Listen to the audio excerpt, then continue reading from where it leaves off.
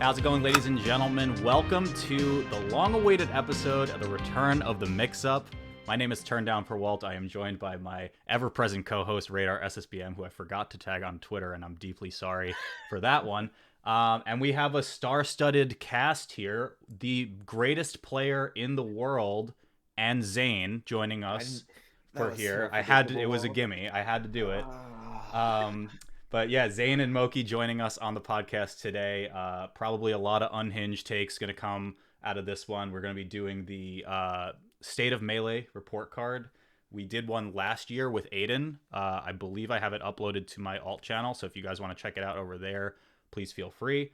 But basically, we're going to have Radar run you through like what that means and probably just jump right into it. But if you guys are interested in the chat, either on YouTube or Twitch, we are streaming to both of them right now. There is a link to a Google form you guys can fill out, so you guys can kind of like play along with us, put your rankings through, and kind of back up your points to why you rated certain things the way you did. But without further ado, Radar, take it away. I'm just going to ask you a question before I do take it away. Can I link stuff in your chat, or is it going to like delete I think me? you can. Yeah. Pardon? I think you can. Okay, I'm doing it. Okay, it didn't look like it's actually a link. So like copy that in, guys. If you want to fill out the form, that's amazing. We are going to be doing a super special episode. And of course, like Walt said, it has been a while. We've been trying to kind of get the mix up to come back together. It's been tricky to coordinate it. But first, I want to say thank you so much to both Moky and Zain. You know, we've all been making the joke. I see it in chat. Zain Moky Thursdays becoming a thing today. Pretty exciting. How are you guys doing? I'm doing good. I just finished up stream. I'm vibing. I don't know. I just ate dinner. You know, the typical Thursday night things. Yeah, I'm doing good. On stream today, I've been doing these like gimmicky kind of challenges on my stream, and today I did like 10 push-ups every time I lost a game. So I hit 100 today. And I'm channeling your inner mech. Yeah, it's gonna hurt tomorrow. Yeah, I mean, listen, he's on another level, but I can only try to emulate How many that. does he do? Does he count? Do you keep count? I was doing them in batches of 10 because I knew if I did like 30 at once, then I just wouldn't be able to do it for the rest of the day. But I feel like that'd be embarrassing. Yeah, just be like, 30. Like, all right, guys, I'm gonna do 30 push-ups. You Yeah. just collapse. yeah, that would have sucked. Yeah, that's crazy. Definitely good though that you are doing it. I agree that if I did 30 in a row, I just would not be able to do like I don't think I'd be able to do 100 period. So, you know, shout out to you and your upper body strength. Yeah. Yeah, just getting ready for the next hot tub stream. Oh yeah, exactly. dude. Yeah, no, exactly. Got to get the summer body ready for the summer tour of Melee tournaments that's coming up. But as I said before we started, we do want to jump right into it. We're going to try to be kind of economical with time because last time our episode, I believe it was like our first and only 3-hour episode. It was really long. So let's just jump right into the main event, which is kind of the report card scheme. I'm going to break down every category for people as we go through it. Like we already mentioned, there is a Google form if you guys want to kind of join in as well. Walt, if you're ready to kind of transition to that scene, I can kind of walk through the different categories. We're going to start with esports. So this is basically kind of everything in the esports realm related to Melee. Specifically, we have the hype and narratives category. So this is kind of like the classic one would be the Five Gods narrative. Like, what are the storylines around the game right now, and how would we kind of rank them? Commentary is also sort of obvious. Like, what is the quality of Melee commentary right now? Obviously, we have two commentators in the call, so there's going to be a little bit of bias, but moving past that. There is a right answer to this one. Yeah, production is pretty straightforward as well. Like, are the tournaments cool to watch? Are they doing interesting stuff? Investment potential and path to pro might be a bit different. Investment potential is basically like if, say, a new team wants to sign a Melee player, like, is that a good investment for them now? Or should more orgs be getting into Melee? Like, are we a compelling case for that? And then finally, path to pro is there a good path to becoming a pro player right now? So like, is there the infrastructure in place to like go from being kind of an O2 guy to maybe, you know, ranked in your region to slowly like, you know, getting better and better? How good is that journey, and like what needs to be worked on, not worked on? So I think we should just start right from the top with hype and narratives. And I'm going to throw to Walt. Where are we at with narrative and hype and that kind of stuff in the year of 2022? Yeah, dude, I was looking for the spreadsheet that you made with Aiden's responses because I wanted to compare some of the ones from last year. But I legitimately think this year is like a 10, like straight up. It is so fucking sick to be playing this game. Everything about it is really sick. The biggest thing about like a narrative, I think, right now, is that we were going into the start of the year of and Zain, of course, I'll let you talk more about this too, is kind of like Zain versus Mango offline, and like what is that going to look like. But then the door just gets completely broken open with literally anybody can beat anybody from like a bird's eye view. You have players like Jmook, you have players like Salt. I just did a video on the people who had these like really cool breakout performances at Summit. So like Jmook, Salt, Lod, and Kadoran beating Mango too. So like really good players who, you know, if you're in the know for Melee, they're good for sure. But if you're not in the know, you're kind of like, huh, how are all of these people so good?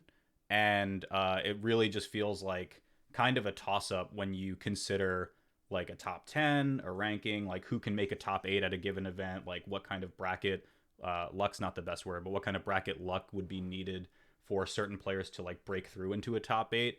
Everything about it is just really, really good to me right now. I think it's a 10. Zain or Moky, one of you guys take it away. I honestly, I agree. I think it's a 10 too, especially because after COVID, where it's like kind of a dry period, there hasn't really been too much. Like there was like online stuff, but like even that was like it wasn't as exciting.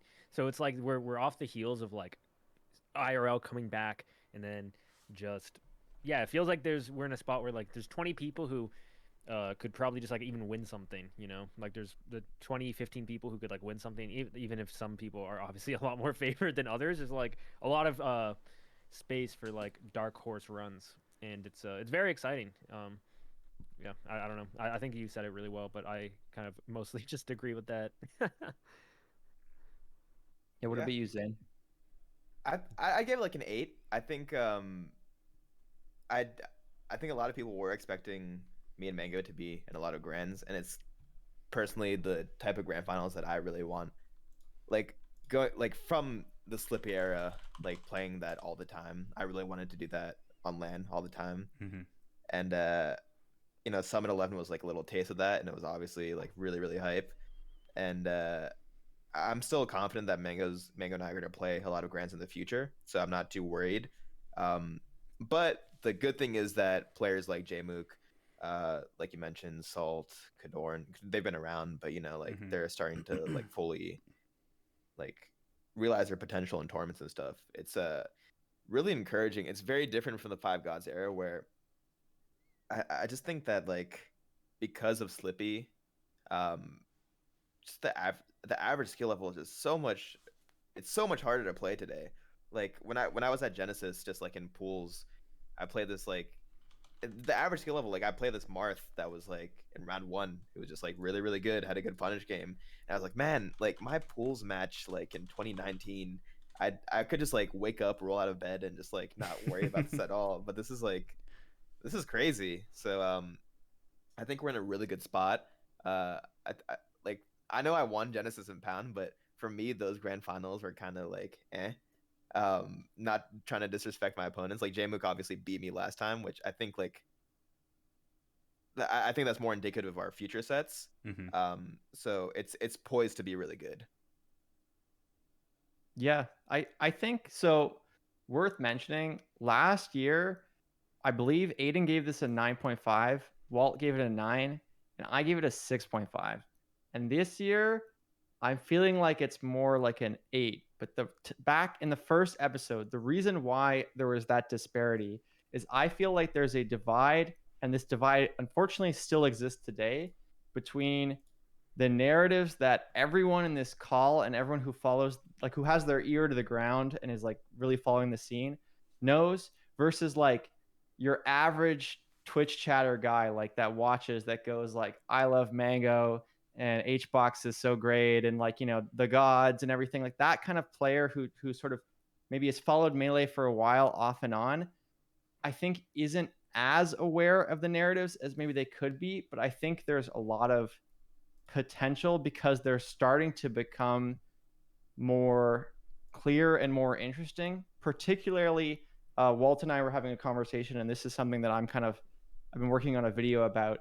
Is I think a really potentially interesting narrative in like the coming months is sort of like the anti 20XX narrative, or like the fall of kind of Fox in a way, where I've been doing some research, and if you look at the results of like 2015, for example, like almost every grand finals had Fox, like almost every single one, like maybe 20 tournaments in a row, Foxes in grand finals.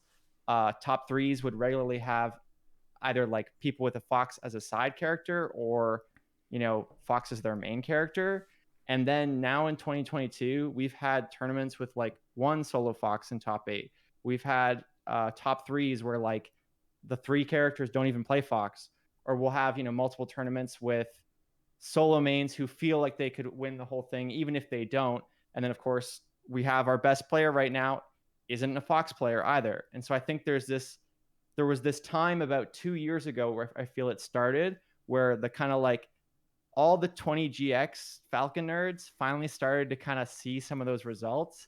And then it started to happen with Sheik. And now it's also starting to happen with Peach. And it's like all of these characters feel viable. And that for me is really exciting to watch. It's a super long-winded answer, but I think I'm going to give it an 8. Moky, do you feel attacked by that statement? Yeah, we'll be back. So just to review, Walt is a 10. I'm an 8. Moky, you were...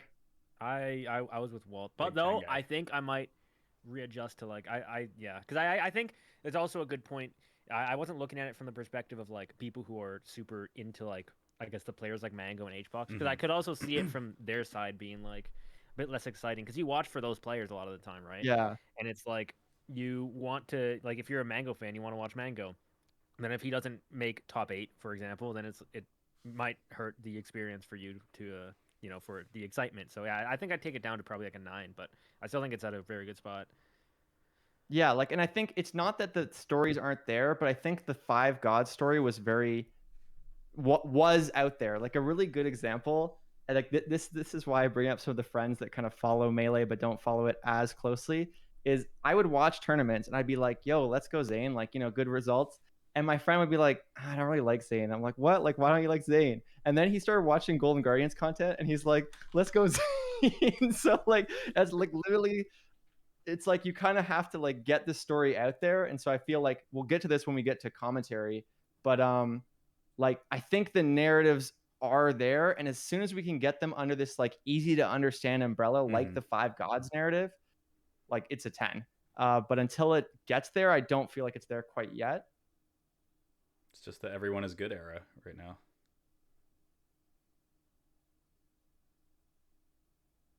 Nope, we just dropped audio. Okay. Sorry, yeah. Okay, so what's your number then, Moki? 9. 9. And Zain, what was yours? That was an 8. 8. Okay, so that is averaging to 8.5. We could we'll round down for this one. 8.5. All right, do we want to do, I think the form order is commentary next, right, Walt? Yes. Okay, so let's jump into commentary. I feel like we're, again, like the narratives and the commentary are very linked, and they're very linked to things commentators do, but we'll definitely have, I don't want to hog the mic during this, but Walt, do you want to start us off on where you think commentary is at right now? Yeah, I think it is quite good as well. No biases intended. Again, like I think I forget who you were replying to about this. Maybe it was Ryobeat, but like in a self-congratulatory kind of way, I think you and I have done a very good job in the current year when it comes to commentary. I think there are a lot of very, very, very good like top 64 to like pools commentators who have kind of just like come out and kind of like show their stuff. The people who are like consistently good at the higher ends of bracket or like the top cut, who like don't show up to things as much are also insane. Like the biggest one that comes to mind is Eric Jorge. So like he's insane. He and Junebug are an insane duo. They're really really good, and I don't think we see them nearly enough. So getting them on for Pound was like amazing to watch that. But everyone is just really good. It's fun when we can get like moments where again this maybe ties into kind of like the narrative a little bit, but it's fun when we get things like Scar commentating like Nun's Falcon in 2022 and he doesn't know like who J-Mook is. There's like a charm associated to that, I think, which is really really fun to me as someone who's like very ingrained in the scene, but I think for someone who's very surface level and just like enjoys the gameplay or just enjoys the players or whatever, seeing someone who's like a legend like that come back for things is really awesome. The talent pool is super super deep. I'm gonna give this, it's not perfect. I think there's a lot of room for improvement, and a lot of people are working really hard when it comes to that stuff, and it makes it easy to work really hard for commentary when the gameplay and like the tournaments and the narratives that we just talked about are as good as they are right now. So I think it's like an 8 or like an 8.5 for me, but it is really really good, I think. Moky, what do you think? I think it's overall pretty good. There's like I think the one critique of like commentary as a whole right now is like, especially watching like top eights and stuff, is kind of goes into what Walt was saying about how sometimes it's like people aren't as up to date with the scene, which I feel like it.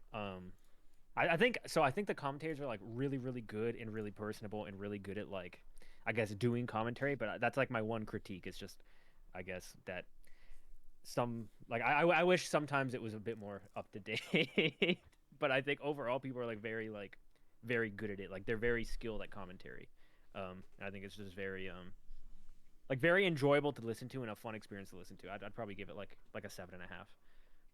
I think it's worth mentioning that like the tricky thing when you ask really good players what they think of commentary is they're like, I'm not usually listening to the commentary. I'm usually getting what I was gonna like say. they're doing Yeah. commentary for my match. Mhm. So that's a tricky thing always. Like these, like that's why we're kind of starting off on a foot that's not as easy for you guys. I do think worth mentioning that like last year we did rate this quite low. So I am interested to hear what Zain thinks before I jump in, just because I think there's two sides to it, I would definitely say. But yeah, Zain, what are you feeling? Well, it's really hard for me to rate it because when I go back and look at my VODs, there's no way I'm listening to commentary. Because Yeah. even with like, I'm really good friends with the June and Mhm. Eric Jorge, so like, I don't want to go back and watch those VODs and be like, I don't know, This is wrong. getting a little Yes. like just getting a little conceited because I'm just like listening to them compliment or whatever or say anything. It is just weird, so I don't like doing that usually. But from what I have heard, like when I'll watch when I don't go to tournaments or whatever, I always leave the commentary on. I'm always like super satisfied by it. I think it's solid. Yeah, but just like I said, it's hard. It's really difficult for me to rate. But I'd say like just on average, I would give it like an 8. I'm not too picky though, so that's the thing. I think it's kind of hard before you jump in, Radar. I feel like it is really hard from like the top player perspective, because it's like, you know, a lot of people would say, and this is true, I think too, even like professional sports or whatever, like commentators are kind of like a means to an end. Like we're delivering something that is like gonna exist whether or not we're there, and like we're providing context, narrative, whatever, but it's not really like something that's of insanely high value to a really good player like you. Like you're not going to a VOD of yourself being like, yeah, like I wonder what June and Jorge are going to say about my gameplay that you might not already know, or something that you probably have ran through with June and Jorge, not in a commentated set. So I can see that point for sure. Yeah, I think commentary always going to be hard for the pro players, especially at the highest level, to kind of weigh in on. I think I am less inclined to praise commentary right now too much. Last year I gave it a 6. I believe on average we gave it a 5. I think it is in a better spot than it was before, but I think there is a unique divide going on right now where some of our very best commentators, like our kind of goats of commentary, are sort of like pulling away from the scene a bit. That would be like Scar and even Phil, who is kind of like returned sort of. He still like isn't doing as much. Like he didn't do a top 8 at Genesis, or wasn't involved in the top 8 at all. Both of them I think are a little less involved. Scar clearly less involved. Not commentating Summit either. And unfortunately, like because of that, when he does commentate, he's not as clued in on like, yeah, who is J-Mook or whatever, which sometimes is endearing. And I want to be clear, like Scar is like probably my favorite commentator of all time. I'm not using this as a time to like criticize him, but more that like I feel like if those are our best commentators and they're taking a bit of a step back, I don't feel like the other commentators have filled the shoes of those guys as well. Like I don't feel like just yet we have people where it's like, yo, it's like a kind of Scar and Topher, Brandon and Phil, like this like legendary duo that people just like, they have so much charisma and energy and stuff. However, on the flip side, I think like, and this includes people like Walt, hopefully includes people like myself, but also, Vish, for example, is a good example of this. There are people who are working very hard to close that gap and also like push commentary, because when Aiden was on last year, he talked a lot about some of the like kind of unprofessionalism of commentary, where like maybe some Melee commentators were a bit too casual, maybe they wouldn't read sponsor stuff super well, maybe they wouldn't know who X player is or Y player is.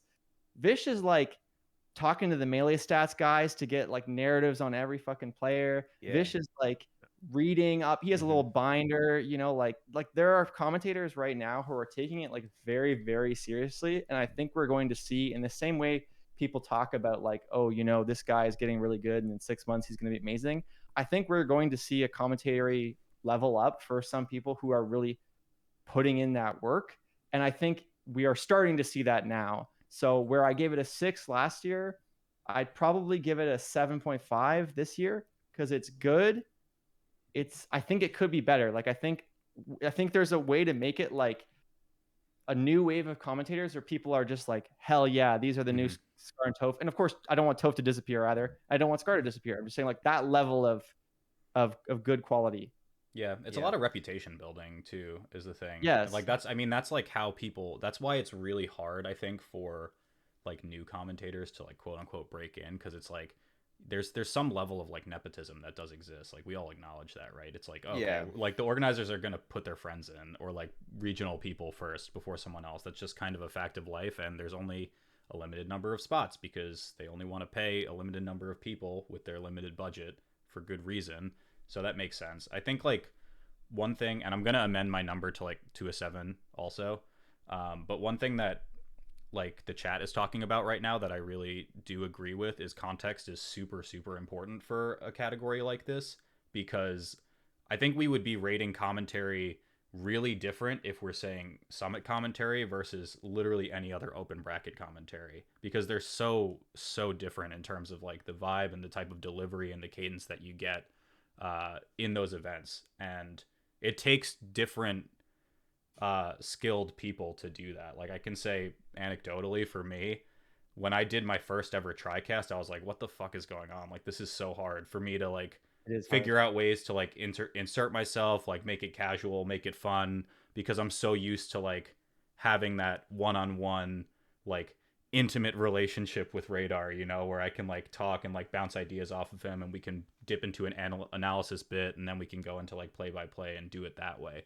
So there's a different context to it depending on what type of event you're looking at, and that's what makes casters like Vish and Toph and like the legends that we used to have, who are like kind of in and out, as good as they are, in my opinion. The one last comment I will say on that is, in terms of beating like the legacy and the history behind all of it, I would say for a player it is easier to kind of break yourself into the mold than a commentate, like in terms of breaking that, because you get actual results and stuff, right? So from a viewer's perspective, like, oh, J-Mook is getting 2nd and 4th, I have to pay attention to him, right? Whereas like a commentator, it's like I think it's really hard to get a metric like that of like, this is a good commentator, because people just want like, oh, bring back Scar, bring back Toph. But like I think what it takes is hard work and time, which I think Vish is a perfect example of that. Like when I started Melee in 2014, Vish wasn't like a go-to guy, but like now he's just like I mean, he gets like big gigs and stuff, so I think it is like it takes more time. Yeah, he has a very dedicated work ethic. I'm really looking forward to commentating. I actually asked to commentate with him at Battle BC because we did one at Pinnacle, and I was like, it was just a lot of fun. So definitely big shout out to Vish. Just to review with everybody, right now the numbers are 7.5 for me, Walt 7, Zane you were 8, I was 8, and yeah. and Moki, what was yours again? I was 7.5. 7.5. Okay, so I think that's just 7.5 all around. So the next one is one none of us are that maybe kind of experienced around, which is production quality. But I think we all kind of still understand as viewers and as people involved in the events, kind of what would make something enjoyable to watch or unique or interesting. Like I think Summit is something that stands out for production quality. So maybe we'll have Walt sort of start us off on kind of where he thinks production quality is for Melee, like, or what maybe needs to change, if anything. Yeah, I mean it's I think it's decently high. It's improved a lot from, you know, the yesteryear. If we're talking about production quality like holistically, I'm thinking about more broadcast and then like venue slash like event experience for probably players, which I think is the most important, and then spectators as well. The broadcasts are really good. BTS is obviously been very good, kind of a mainstay for a very long time. VG Bootcamp is good as well. I'm not gonna throw shots at Gimmer, but Pound had some issues, and I think they're all aware of that. But I mean, like, broadcast and logistical shit happens all the time. It's just kind of like a product of working in media. Like, you're gonna run into hiccups and stuff like that, and sometimes it's really hard to fix it when you're live. I think just like overall between like the big two of those guys, they make for a pretty solid core of a broadcast team. I'm gonna give this a 7. I think that it's good. I think that there's always room for improvement in terms of broadcast. There's like little things that teams do that make the viewer experience better, and they've kind of silently incorporated over time, like just having really small like port things for players, so you can know like if there's a Ditto who's on port 1 and who's on port 4 or something like that. Something like, I think the pronouns on the screen is very good too, like just from a caster's perspective, because we can like physically see it on the overlay, and then it's just easy. There's no question. We don't have to ask production to like run us notes or anything like that. So little things that they're doing, and I think over time they can increment those and make even bigger improvements in the coming years. So I'm going to give it a 7. Yeah, I do also want to qualify that we have an events category later. So this is like more about the viewing experience rather than like, going to the event and having fun stuff. That'll be kind of a separate thing. But yeah, Moki, what do you think? Yeah, I mean, I would agree with that. I think everything looks really good now, and like I agree with Walt as well. Like, there's been some hiccups, but it's been like overall, it's just been a very enjoyable experience because I've been restreaming quite a bit of the tournaments. I've had permission to do that, and I don't really ever have complaints. Though I have one little tiny nitpick of a production. I think it's production, but it's really dark. Whenever I look at like the player kit, like I feel like this tournament is so like or the tournaments this year, it's really hard to see like the players. You've just like struck it's funny such too, a hard like nerve, you're dude. sitting in such a dark room right now. I know, It's no, like... I know. I feel like I'm not the one who should be making this point, but it's like it's just really hard to see the players. Like, and I feel like a lot of the best clips in Melee end up being like tournaments, and you like remember the player cam and you remember everything. And I just feel like it's been like just very like I feel like it's a really weird thing to complain about, but it's like no, it's not. I'm so angry that it's less on like the broadcast and production team though, and more just like venues being really poorly lit, because it's just like it's so fucking annoying. When I walked into like main stage too, and I was like, it is pitch black here, and I have a recording of Wizzy doing his like fucking controller lasso thing, and I watched it back and I was like, I can't see him, like this is just terrible. But I'm right there with you. I feel like a lot of the majors, like the stages, like it's just been very hard to see, like even like just as a spectator, it's really hard to see like the people, and I feel like it makes it harder to like in some way just get invested, because like that's the whole cool thing about LAN beanbags. You get to watch the player cam, you get to see the environment, and when it's really dark, it's really hard. It doesn't always feel like the same kind of thing. But I think overall, like it's been good. I think like that's a tiny little nitpick, to be fair, but I think like, yeah, I think overall it's been really good. I'd probably give it like an 8. Zayn, where you at? Yeah, I mean, I'm not a pro at this, but like anything in my mind, anything that makes the viewer experience closer to actually being in the crowd. And I don't know how you best do that, but I feel like getting crowd shots is great, but sometimes I feel like they get like really lackluster ones. I'm like, surely there are more people here. Like, I'm like, there's no way. But like it's also like, yeah, I don't know. If there's a way to enhance that, I feel like you just have it'd be a little punchier in terms of production quality. Um, and like I don't know, maybe I can't criticize it because I don't have any like genuinely good ideas for that. But that's where my mind's at. So I'd give it like a 7. Drone shots in the venue, man. It's not. I did you see my video? I flew my drone in the Smash World Tour venue and I crashed it like right by the Oh my god, no, I by the did not friendly see that. setup because like there was no there was like really poor Wi-Fi in the building. So Yeah. like my drone didn't know where it was like relative to my Oh phone. God. So I'm like Can you flying it and imagine I'm you're in the like, middle of a fucking set and a drone comes well, that's flying dude. down? I was so scared I was gonna get sued. So I Oh, came in at like 9, and my flight was at like noon that Sunday because I was missing top 8. And I think I asked Card, and I was like, hey, no one's in the venue yet. Can I like fly this before people start coming in? Because like I'm definitely not allowed to do this once people are in the building because there's a lot of waivers that would need to be signed. They were like, yeah, sure, and I fly it. And I think June and Jorge were getting ready for top 8, and they're like watching my drone, and I'm just like, huh, it's like drifting pretty hard, like to the left, and I'm not moving it. And then like it just basically completely goes out of control and just crashes into one of the signs. And there was someone on like a friendly setup that was just like, "Wow, what a fucking idiot! Like you look so stupid right now." I was like, "But yeah, the shot looks pretty good though, so that's all I really care about." Yeah, So jokes on them because he got the shot. yeah, Yeah. sky I like shots that though you I think would be so cool for like a viewer Yeah. experience. Like you could really see like the scale of how big That'd like be Genesis sick. was or Yeah. something Yeah. like that. I love how you introduced it too. It was like, I flew my drone into this event, and you won't believe what happened next. Like Yeah. it's like a clickbait article, like, or I Yeah. crashed my drone at this event.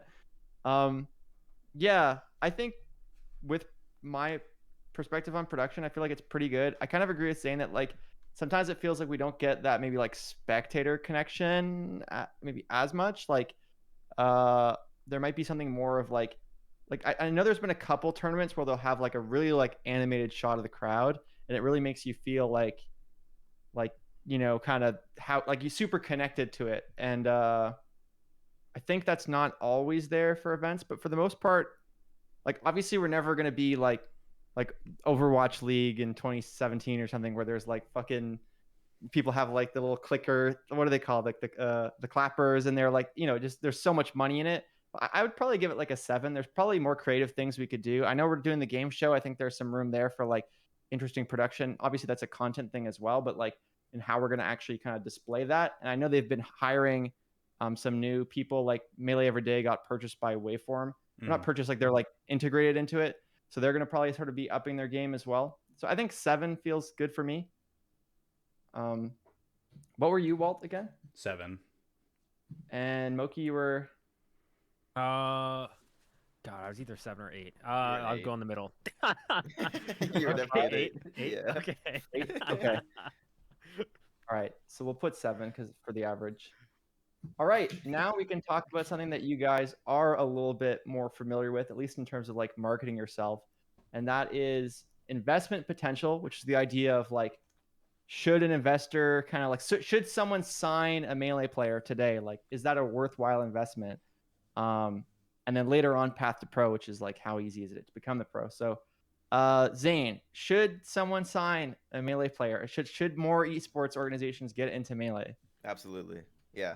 I mean, this has always been the case, and we're now getting more and more top talent, like skill-wise, who also have great personalities that we just don't know about yet. Like people like Salt, people like Jmook. The thing is about Melee is that the community is so invested in our like players and the narratives that I think there's always some return there. Um, I think Golden Guardians did a great job with it. They took a very unique approach with it in terms of building a team dynamic, which I think they did a really good job of doing. And I think there are more creative ways to kind of um, utilize like Melee's uniqueness of like just their personalities. So, are we rating this one? Yeah, we're gonna be rating this one. Okay, yeah, I'd give it a 10. Give it a 10. Damn. All right. I was gonna ask you, just like reflecting back now, kind of having been on Golden Guardians for a while and sort of seeing like where it's grown. I'm trying to think of exactly like what question I'm asking. Just like, how do you feel it's been so far? Do you feel like, I mean, like, I don't know. Yeah. Can you speak to sort of that experience? Because obviously Golden Guardians is a huge organization in the space. And I also do want to ask about Moky sponsor. Of course, that's another kind of newer face in esports in the Moist brand. But yeah, Zane, go ahead. Yeah, it's been awesome because it's really exciting to see their enthusiasm from like whether it's like social media numbers from like posting about like anytime the Golden Guardians account posts about Melee or whatever, the numbers just go insanely harder than like everything else. So it's like dope to see that enthusiasm. Even the videos, like it took time to like forge the team among me, PP, Toph, and None. But now that we have that dynamic, it's been really, really rewarding to have that. And like it's always cool to talk to like the people at GG because they're like we want to do more Melee stuff, and that always excites me is like that they're so vested in it. Um, it's just been incredible. Very, very cool. Yeah, 10. It's pretty good. Moky, what are you thinking? I think it's very good to pick up people right now because there's a few reasons. So one is Melee, to put it bluntly, we are broke as hell. So like I think it's like a lot less expensive to pick up Melee players than like other games as well. So it's like I think it's like the I don't know what the exact phrasing is, but like the cost, like the reward of it is like it's a lot more reward for like your buck, I guess. And also we're in like the streamer era where everyone's learning how to like do that stuff. And while obviously like a lot of the newer players haven't had the opportunity as much to like build that up, like I don't know, we're in an era where people are really good. They're getting opportunities to go to tournaments and they're doing really well, and everyone can beat everyone. It feels like, and like, and then on top of it, everyone's like streaming a bunch, and I just feel like that's like perfect for a team because that's like the point of a team is to like get people on your brand, to promote the brand, and like I guess sell whatever your brand is trying to sell to make money and profit. And I think that just the kind of era we're in right now where everyone's like streaming and there's a lot of people who are relevant within the scene. I think it's fantastic to pick up a player as well, which I would probably also give it a like I'll say like a 9.5, because I think it's something that like especially in the future is going to be there more once people build up. But I think like especially, I don't know. I guess I'll give it a 10 because that just means there's like potential still, and it would be a good pickup. But you know what I mean. Okay. Cool. What was your process with Moist like? Was it really just you saying to Charlie like, I want to grab Melee by the balls, and then he was just like, let's fucking do it? Because that's how I envisioned it. Like, yeah. So that's sick. Everyone was harassing me in my chat. They're like, hey, you should hit up Charlie. I'm like, I don't know. Like I don't know. I don't. I feel like because I always feel hesitant because I feel like a weirdo when I'm like just tweeting at people, stuff like that, because it puts them in a weird spot. I don't like to do that because it's like whatever. But eventually I was like, all right guys, shut up. I'll tweet at him. So I tweeted him, and then the next day we talked and we were like, all right. I'm like, you know what, this sounds really good. I'm down. And then we just kind of it happened like really really really fast. That's awesome. Yeah. Yeah, it's awesome. Walt, what are you feeling? I think what Moky said about the streams is really relevant, and this kind of ties into, we have a category for Twitch content, so I'm sure we'll touch on this as well. But the ability for teams to become like very invested in their players is really cool and brought out pretty hard with like people like Charlie being able to like restream a tournament and then like watch their players through their bracket run. I think that's really awesome. I think that builds like a sense of camaraderie or like rapport with a viewer base, and then it gets people in that like widest part of the marketing funnel that we always fucking meme about to become interested in the game because it's like, oh, like the owner of Team Liquid is watching this broadcast of a player. That might not be a good example because Hungrybox is part of that, but like the owner of like a company is looking at their players and they like really care about the progression and like advancement of this competitor. We get to see like who one, how they perform, and then two, like the general audience of that person gets involved in the scene in some way too. It was kind of like, and again, this is going to be covered a lot in Twitch content, I think, or just content in general, but like someone like Ninja back in the day when they were streaming that Smash and Splash, I think it was, like brings in so many more people. And that in turn is kind of like a positive feedback loop where it becomes more and more desirable for people to invest in the scene from a professional standpoint, because they can be like, oh, there's a lot of people who actually like turns out really enjoy this party game, but like haven't really experienced the core competitive side of it yet, and this is their way in. So for that side of a spectator, it's really cool. From the like professional development side of like picking up players, there is a lot of good for what both Zain and Moky said. It's pretty cost effective right now for Melee to do something like that. And there's a lot of just like untapped potential for players to be utilized on teams in really, really unique ways. Case in point, what GG Melee has done in the past couple of years. So that's really neat to me as well. I'm going to give this an 8. I don't think it's perfect just yet, but I do think like with the onset of new teams that we've seen in recent years, like FlyQuest coming onto the scene is really, really cool. We see FaZe getting involved with Ultimate. So like getting players involved with new teams and new faces just increases that overall funnel even more, so that we can get more spectatorship, and then hopefully that translates into, you know, more money and more people getting interested in the scene, which is always good. Yeah, that makes a lot of sense to me. I feel like I'm also leaning towards 8. I think there are like, so my position on it is basically like something similar to what Blair said a while back, where he said that Melee players are very, very good for like building legitimacy in your organization for like relatively cheap.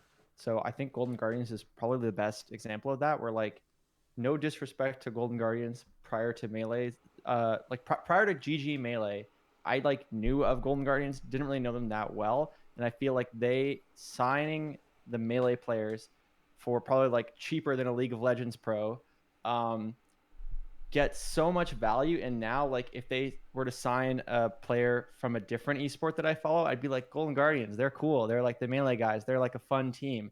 And I feel like if there's a single thing that signing a player can really, really help you with, is if you're trying to like build a team or like push into a space, like maybe you don't have any fighting games in your roster, so you want to like attract people that who only know you in League or only know you in Valorant or something. I think that's where it's really good. I don't think universally in every team it's like always worthwhile to like, I don't think say Liquid needs to sign like 5 more Melee players, but they might benefit from signing like 1 more and like pushing into that space.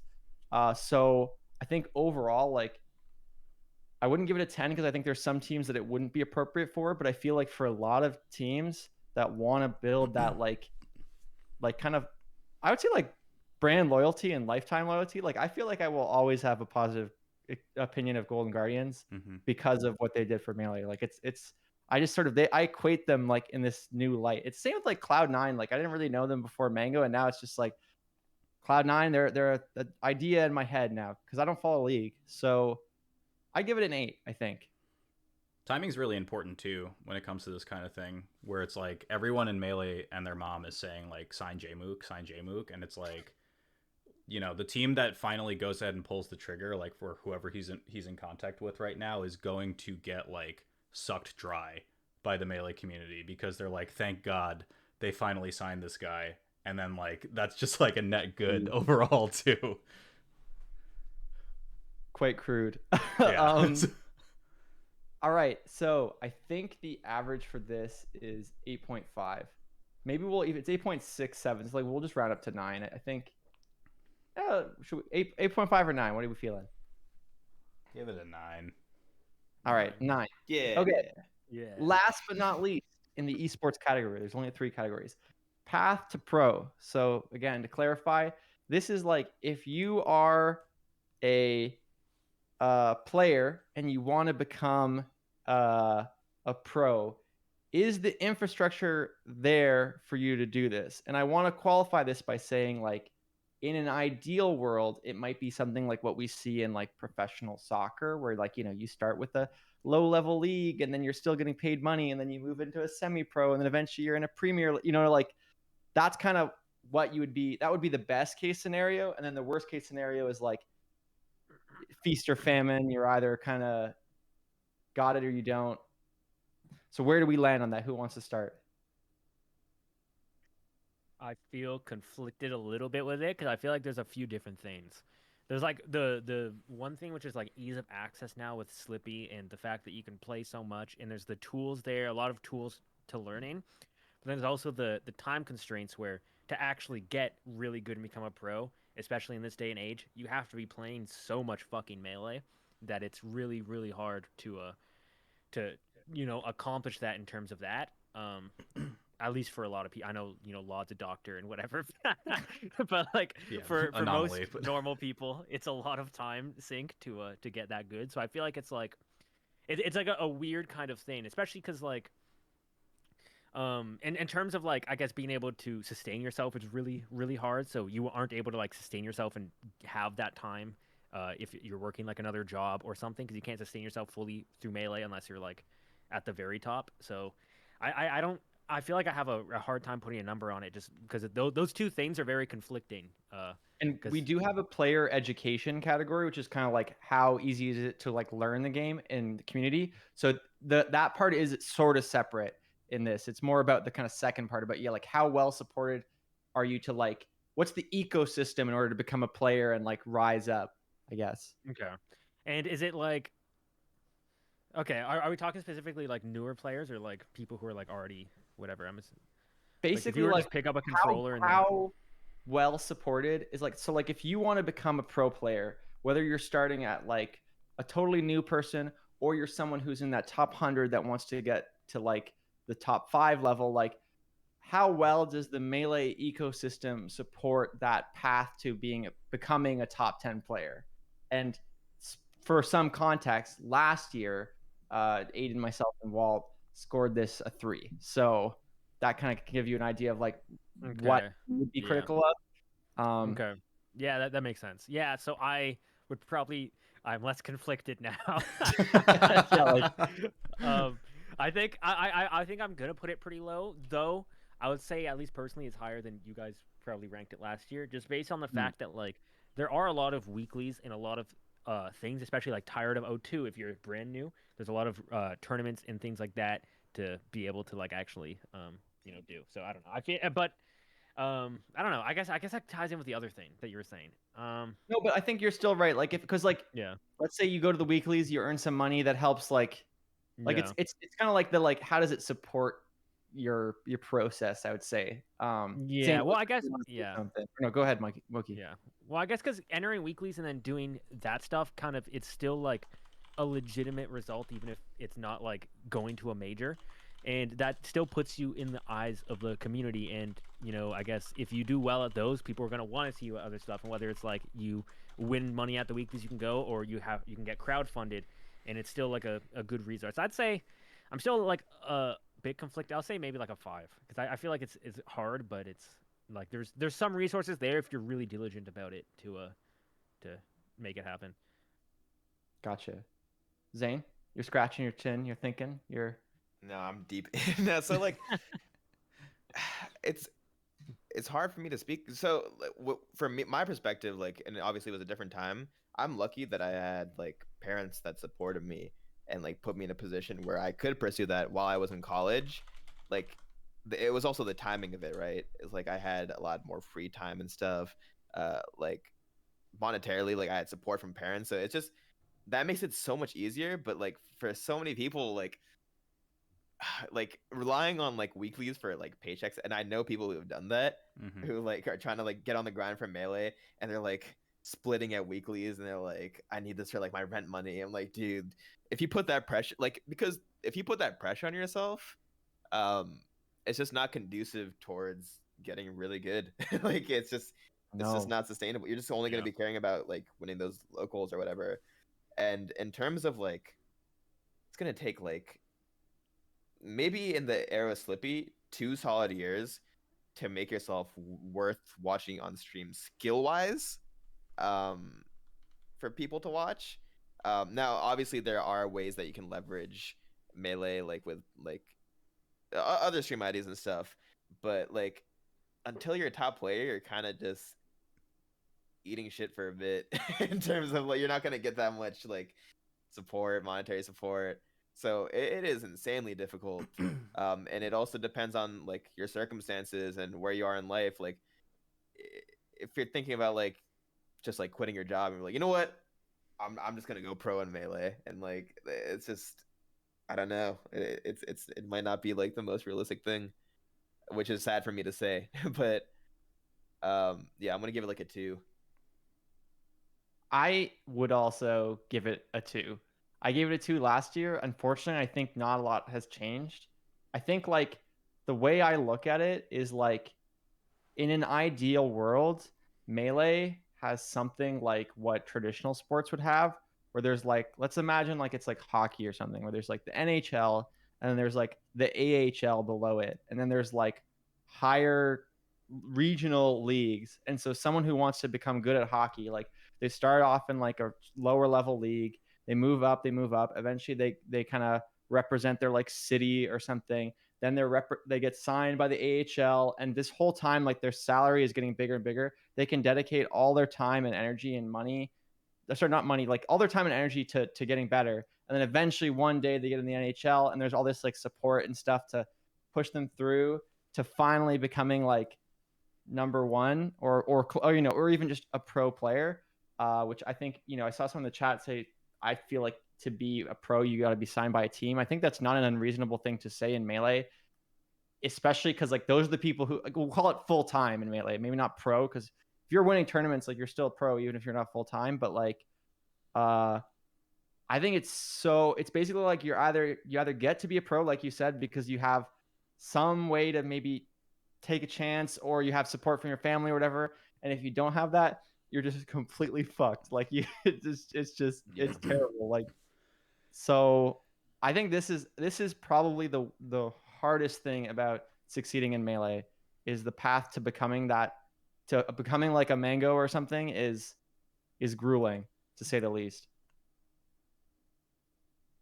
Yeah. Well, what are you thinking? Yeah, I mean, it's pretty bad still this year. It's hard because like I think what you said, like path to full time is maybe a bit more succinct for something like this, because it's like, what are the ways that you are able to convert Melee into a full-time job right now? It's perform well at events and get picked up by a team, or have a good broadcast and be like a personality and get picked up by a team. Most of the time, you have to get picked up by a team in either case. But like getting to that level of visibility in either scenario requires you like eating fucking ramen for years and like just fucking dealing with bullshit the entire time of like Twitch payouts or like whatever it might be. It's really hard. And then like people are sooner to like either A, burn out, or B, just give up because they can find a more lucrative job that's easier to attain than something like this, and then kind of say like, well, you know, I gave Melee the old college try and it's not working out, so I'm gonna go like take this other job that makes me more money, and then like maybe see what I can do with Melee on the side or something like that. And there's plenty of people that do that and are like rather successful when it comes to that. Case, you know, Lod, case in point, really doing it pretty big. But it's really hard without the backing of like some level of financial backing from an organization, because it's like even with you, Zain, it's like you were doing well by the time I think you decided to go for the jump into full time, but there's like so much intrinsic risk that goes with that either way. There was still a lot of doubt. Yeah. So like you could just magically stop playing well like the day you decided to start going full time. And that's horrifying for a lot of people, and a lot of people sooner just be like, fuck that, I'm not going to do it, than try to really go for it and see what you can do and become like the big question is, how do you become marketable, less than how do you become a pro at that point. Because it's like, if you want to be a pro, there like being a high level player and being a highly marketable and like profitable player are two different things, unfortunately, in Melee, which is kind of shitty. And hopefully like we get closer to making those two things like align for like the greater percentage of high level players in the game. I think it's like maybe a 3, pretty generous. All right. So that leads us to a 2.5. And we will move on from the esports category because we still got a lot to cover. Overall, I think esports and Melee, from the numbers, seeming to be in a pretty good place. If there was something we would work on, it'd be supporting our pro players. But Walt, can we move to community as the next thing? This is kind of what it sounds like. Events, content. We got 2 content experts in Moky and Zain, to say the least. So I'll just go through the categories. Events, it's exactly what it sounds like. Are events fun? Are they cool? Like, what are the quality of events? Why would a person want to go to an event, etc.? Like, are they good? Player education, how easy is it to learn the game right now? Player population, like how many people we got actually playing the game? Is it growing? Is it shrinking? YouTube content, really self-explanatory. Twitch content, really self-explanatory. We can start off with events. Anyone got any thoughts on events? Yeah. Unfortunately, COVID is still a factor that's gonna mar this category. In some ways, for this year, the fact that it's just now coming back kind of adds and elevates the events category, because it's just so hype. But I mean, just at Summit, like that Saturday, we were like, is this gonna happen? And it's kind of like, it just like felt really, really weird. And like, even like going, like me personally going to like Genesis and Pound, like great events, I'd say like pretty safe in terms of the precautions that they took. I'm just like a little nervous every time I go, because I'm like, it's been a while since I've experienced anything like this. But yeah, it still holistically feels really good to be back. That is the lasting feeling that I get. Yeah, I'm gonna give it like an 8. Yeah, 8 seems good. Anyone else want to jump in? Okay, I'll speak on this one. I think I think Genesis was really, really amazing. Pretty much universally, everyone who went to it had positive stuff to say. I mean, I'm sure Zain had a good time, but yeah, like I really liked it. Had a lot of fun. I think overall, I'm leaning towards like a 7 on this. I think maybe 7, maybe 8. Honestly, like events are really good. I think if there's something that's missing from events, actually no, honestly 7. What's missing from events is the non-competitive stuff that you would go to an event for. So like if you want to go to play in a tournament and watch tournament Melee, events have got you covered. But what if you want to go to like do something else? Like we have the game show at Battle of BC. I think that's like a cool something else. It can still be Melee adjacent, but just like other things that make it fun. And I think some events are trying to kind of work towards that. Just like other interesting side things you can check out, like art or whatever. Like it could be a bunch of things. So I'm going to say 7 for now, and that there's room for improvement. Yeah, I feel like I have trouble putting my finger on it too, because I'm just so excited for events, like to be able to go to stuff, especially in Canada, because I missed all the stuff coming back last year. So I'm just like, I hear like Battle BC, I'm like, hell yeah, I'm so stoked to go. But I think yeah, I think like I guess I'm seeing it mostly from like a competitive standpoint, but I really just, I don't know, I enjoy them. I think they're good. I think like from a competitive standpoint, sometimes the schedules can be like grueling, but that's like more so, I guess, if you're in the bracket for longer days. But I don't know. I think there's room for improvement. With the improvement being, I'm not too sure myself, but I feel like there's probably like some stuff. I'll give it like an 8 as well.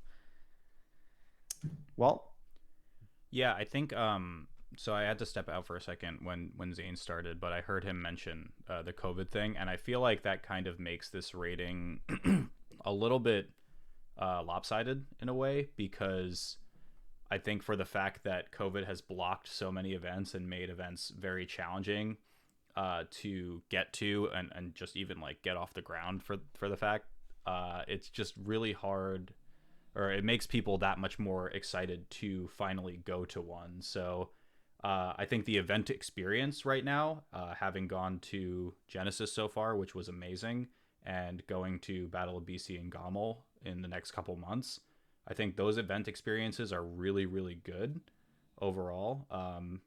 The event staff themselves are always really organized. They always do a really good job handling, whatever hiccups might come up, be it on production side or on like bracket running side and things like that. Really solid group of volunteers that always show up to support events and things like that. And then the fact that like COVID shit on everything made everyone really excited to bring back LAN events. So I think it's pretty good, but I do think that it's with a bit of an asterisk because, anything could happen with this kind of thing. And I think case in point was the Function 2. Like Nico had to postpone it twice, which really sucked. So the Summit too, right? Like yeah, heavily so altered. it's like things that are logistical nightmares that are completely out of event organizers' control. So my heart goes out to those people who are like, yeah, I'm gonna sink a bunch of money into this venue and like try to run this event. Like, let's cross our fingers that this like unpredictable pandemic doesn't like completely ruin everything. That gets really, really scary. But I do think if we're talking just simply quality of events, it's been pretty good for the most part. I'm gonna give it a 6.5 because again, COVID makes it like a little bit iffy with that sort of thing. All right, rounds it down to a 7. Let's keep up the pace because we want to be speedy. Player education. How easy is it to learn Melee right now?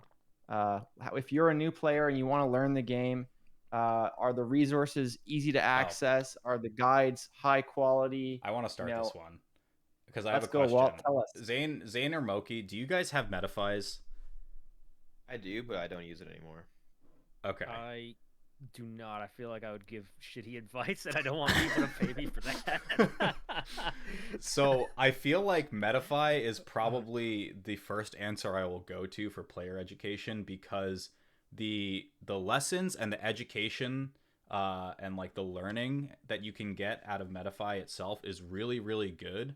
But I think the players who are giving lessons through Metaphy market themselves really, really badly. Like the visibility for who is actually giving Metaphy lessons, the only people I know for sure who are still giving them are Kadoran and Lod, and I don't know anyone else who's giving Metaphy lessons. So I think like visibility wise, it's really hard. If if it's hard for me to know who's giving a lesson right now, or like how can I access their page, or like outside of just like browsing the website or whatever, how is someone who like wants to get better at the game gonna find that sort of thing from their high level players? They're just gonna like randomly go to their stream and be like, hey, do you give lessons? Like you're kind of cold calling at that point. So education quality itself I think is really good right now, but the way to get there, the path to get there is pretty hard and it's pretty challenging to actually like access it. I think open sourced education, like some of the things that you used to do, Radar, are really, really good. Just like understanding macro game plans, understanding like specific interactions. There's like a lot of really good like free content that exists. I think Ginger's stream is a really good example of that as well. But accessibility is something that could certainly be improved in my opinion. So I'm going to give this one a 7, just for the fact that I think the lessons themselves are coming from really, really good players, and they seem really good from some of the snippets that I've seen so far. I think it's good. I just think the problem with it right now is it's not centralized at all. And I feel like a really good, like, I agree with the Metafy thing, but like a measuring stick I would use is like, if you want to learn Falcon right now, you can like join that cookbook Discord. And like, I feel like they have like everything about Falcon. Like I remember Pipsqueak talking about this, that like the way to learn Falcon is like so well thought out and labbed out, and they have all these different scenarios, and like Sechi and all those guys like have so much information. And then some other characters, there's like almost nothing, or if there is something, it's like scattered across a bunch of different places. And that, I think, is the single biggest problem, is that we've had a game that's been out for ages, so there's lots of stuff that you can check. There's my channel, there's Melee Library has links to all these different guides and stuff dating back from like 2011, but we just don't have the luxury of like I would fucking love if there was a website where everyone could go, where like all the guides, like maybe they're even like pre-approved by like some good player who would be like, no, sorry, Radar, this guide is shit, like you don't get to put it on. There And is then one also, actually, but I don't think it's been updated in a minute. It's called the Melee Library. that's what I was saying with Melee Library, but it's like Yeah. it's not like super character specific. And then Right. I would love if Fizzy was just like, yo, there's like a tutorial section in thing, and you go in and you press a button and it like opens up a web browser, because most games actually have like in-game tutorials, but obviously that wouldn't work with us. So I feel like 6 probably feels right for me. Moky, what are you thinking? Yeah, I feel like you guys both kind of like double teamed my opinion, but you said it better than I probably could. Because I was gonna say how like I think there's a lot of knowledge out there. Like there's so much now, and there's so much like intricate stuff, and you can learn like stuff about the game that's like just so insane that like I don't know, you can learn so much stuff, but it's really hard to find because it's either scattered in like some random Discord that you have to find a link to join, or like you might not even know exists because you can't Google for it, or it's just some random Twitter like tweet or thread or something. It's really hard to find like specific stuff if you need it a lot of the time, which I think like the knowledge is out there in those spots, but to find those spots it can be very difficult. But I would say overall, like the fact that there's like so many resources like Metafy, and there's just so much like knowledge with people who have put a lot of effort into like labbing the game and learning stuff, I'd still rate it 7, but I do think it's hard to sometimes actually find that knowledge. You know. Zane, what are you thinking? Yeah, I mean, I'm thinking about it, and like, how many Slippy Marths are like have read like Kadano's Marth guide on like Smashboards, and it's on Smashboards. Like, who even? I don't remember the last time I went on that site, so that's like pretty jarring to me because it was really useful for me. But yeah, there's no like you said, there's no centralized area to like kind of just like assimilate all that knowledge, and the way I learn is like through just like, if you're like the average Melee viewer and you're just watching streams all day, sure, you're just gonna like absorb a lot of stuff just by watching. That it takes a lot of watching, but yeah, in terms of getting specific information, it's got to be really hard. Like, and I'm not doing a great job of like promoting my like I barely have educational content, but like I was doing these lessons with Husband. I was gonna say, yeah. those were excellent. Those were Yeah, really good. I mean, I think those are like probably, if you're a Marth player, those are like, for if you're trying to learn Marth at a mid to high level, if you're trying to learn Marth matchups, those are really like comprehensive in terms of like what you want to do in the matchups, how you punish. It's like a really good start, but I'm not like really pushing that. Like, it's not even linked in my Twitch like commands or whatever. It's like tutorials and stuff. Like, I just kind of put it out there and I was just like, so like that's kind of on me. But yeah, I give it like a 5. I think that series, one of the things that people maybe don't think about, but like that is like really useful for commentators as well. Like I looked at that video, and like I actually like have a decent Marth secondary, but like I still would look at this and just hearing you say, like, I think I remember you saying something like, I want the Falco to laser me because if they're not like Mango, it's just like free easy power shields and stuff. It's just funny like hearing not only your personal perspective, but then also you saying like, hey, in this situation, I like to do this, or I think people should do that. If you're a commentator, that's just like very educational. And then of course, if you're a Marth main, it's even more applicable. So I think, Walt, what was your score? I gave it a 7.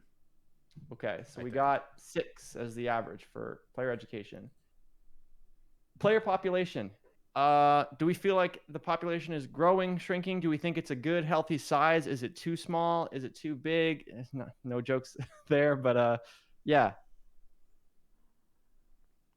I also just Who want wants to to add start? before we put in an answer. Zane, I played against Husband on Slippy after you gave him lessons, and they worked. That's all I'm gonna say. So Nice. Well, I don't know if we did a Mario lesson. I was We gonna say, did did do. you do a Mario video though? We did do a general mid-tier kind of thing. he said he so- messaged me and was like, "I've actually like, believe it or not, I've been trying to work on Doc and Mario like Oh specifically." yeah, that's And right. I Because was he was like, just like, he's like, I'm having a lot of trouble versus Doctor. Yeah. And then I hit him with some stuff. Yeah. I remember now. yeah, I was like, "Well, fuck, that's good." Anyway, if one of you guys want to take this first one. I can take it if you guys need some time to think. I need some time to think. Yeah. Yeah. I think this one is so last year we scored this, I believe, 7.5 in that I remember saying something like I think at the time Melee had probably around like 1 million active players.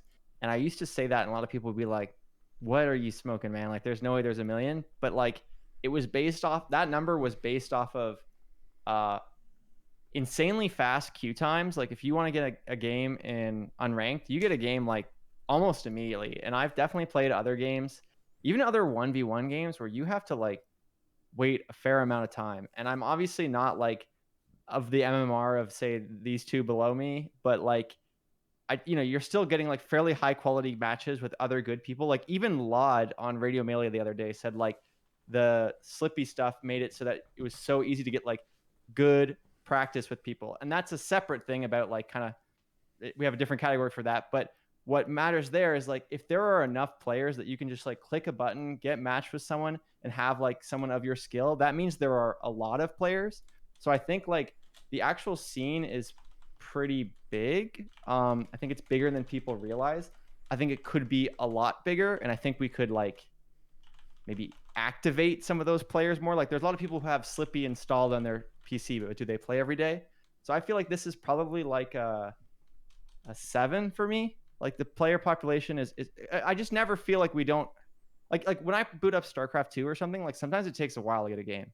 So like that's kind of the comparison, immediate comparison. And our events have a lot of people as well. Yeah. I'm leaning towards 7 as well. That sounds good to me as well. Just I think a good metric is that unranked queue time, and I've gone through every MMR because I do the Golden Guardian challenges where I like have to sync it just by doing stupid challenges, and like sure like so the encouraging thing is when my MMR is the lowest, it's like I just get something instantly, Yeah. and then at the highest, it's like it's gonna take a little longer to find someone who's like meet like I'll just like run into Cody or whatever. I'm like, how are we both searching at the same time right now? Or but like, but I'll always find someone. So yeah, events also are a good size. It's funny, like how many entrants were in Ludwig's tournament, like online? It's like, LCS4, it was Yeah. over 2,000. I'm pretty sure. yeah, that's pretty insane. It's also like kind of why I don't. This is kind of a separate topic for like why I don't want online tournaments to completely go. But True. yeah, I'd give it a 7. How long does it take you guys? Like, what's the longest you've waited at like your highest hidden rating? A minute. Yeah, That's like so Still short. Like, crazy. that's so yeah, that's good. Yeah. insane. I've had like a couple minutes, but like sometimes I'll just be playing like at the ungodly hours of night. Oh So it's, yeah, I can't sometimes really I'm searching play at it. like 4 a.m. and I'm like, Yeah. hey, I You're found like, someone. well, Yeah. who else is a degenerate with me right Yeah. now? Like, Now, I will say, Leffen talked to me when he was in Sweden. He's just like, when I search, and he's always got something to complain about, but this one seems legitimate.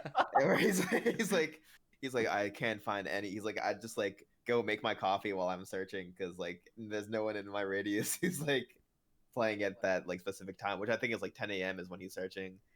That's funny. So I'd say definitely like North America, it's pretty easy, but I don't know about like Europe and stuff. Yeah, Moki, what are you thinking? Ranking Yeah, wise. I feel like you covered it pretty well. Like I think Melee's in a funny spot too because it's just so old and there's like some like hardware barriers and like some like with like controller stuff. It's expensive to get like a decent controller or even just a controller in general or just things like that. But I think it's it like there's still a lot of people playing, and I feel like I don't know. I think you covered it pretty well. I'd probably go with a 7.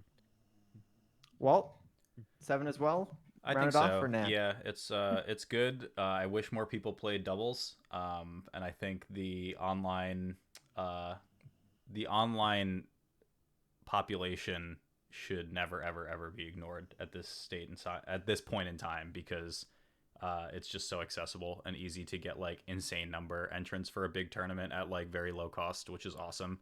And even the lands are really good. Like Genesis was like just under 2K. I'm pretty sure. What was it like?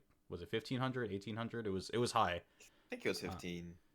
Yeah. So I mean, even that's a lot of people though to That's like good, yeah. just like come on and cruise over to an event for a few days. So it's looking pretty good. Obviously more players will always be good. I don't think player population will ever be a perfect 10. So yeah, 7 is pretty comfy.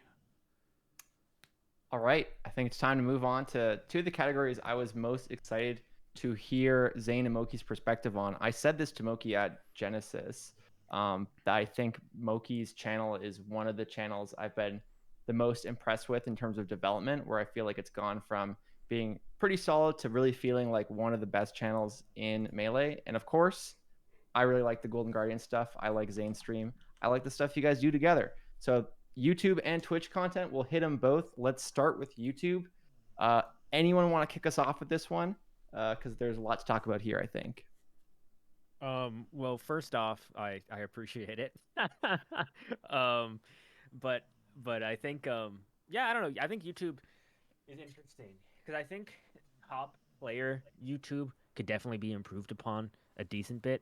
Speaking as a top player, I think it's something that like one, those aren't necessarily the skills that you learn getting good at Melee, like doing good content-y stuff a lot of the time.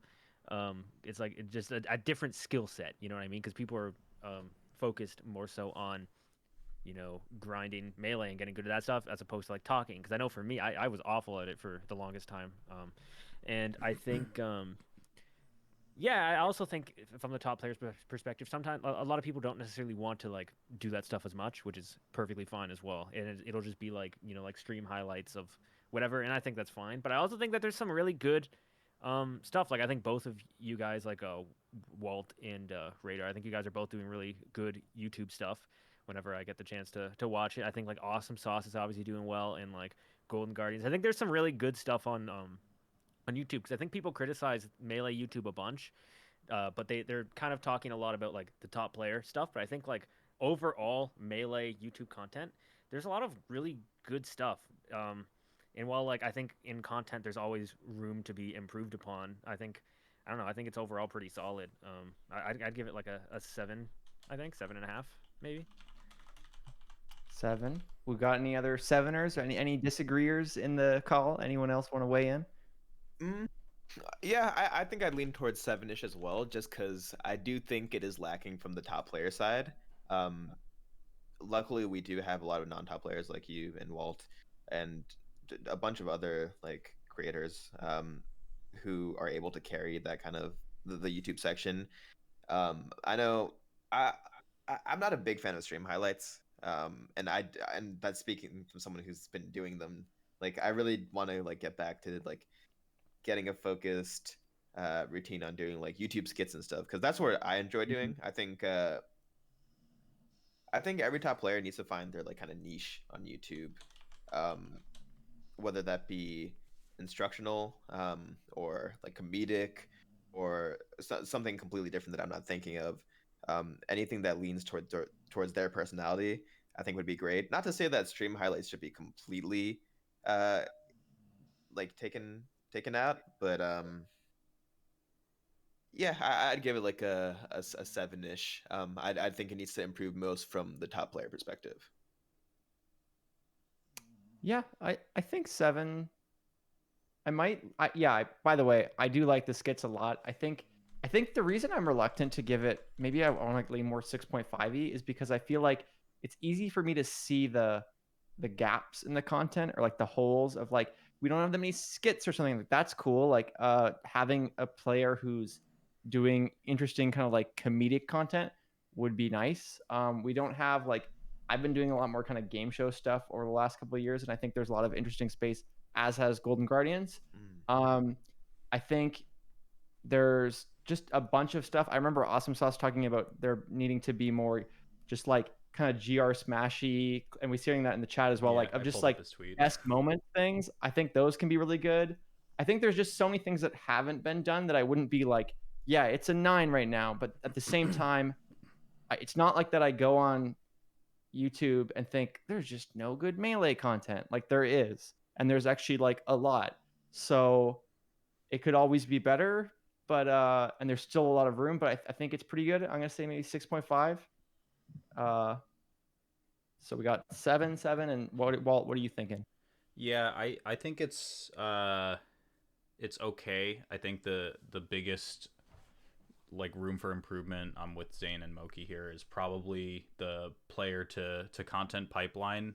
And that's also really hard if you don't have a team backing you, because like Moky said, you like a lot of players just don't have the like content mindset when you're streaming, because it's like if you're a top player, your goal is to perform well in events. It's not to make a YouTube video, unless you're like None or Hungrybox. But like a lot of times you're just kind of like focused on playing well and doing your best you can at a tournament, and like content is secondary to that because that's what you care about less.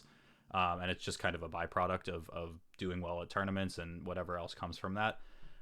There's a lot of gaps, and like I won't go on a super huge tangent, but if people want to talk about this more, I'd be happy to do it offline or on another episode or whatever like that.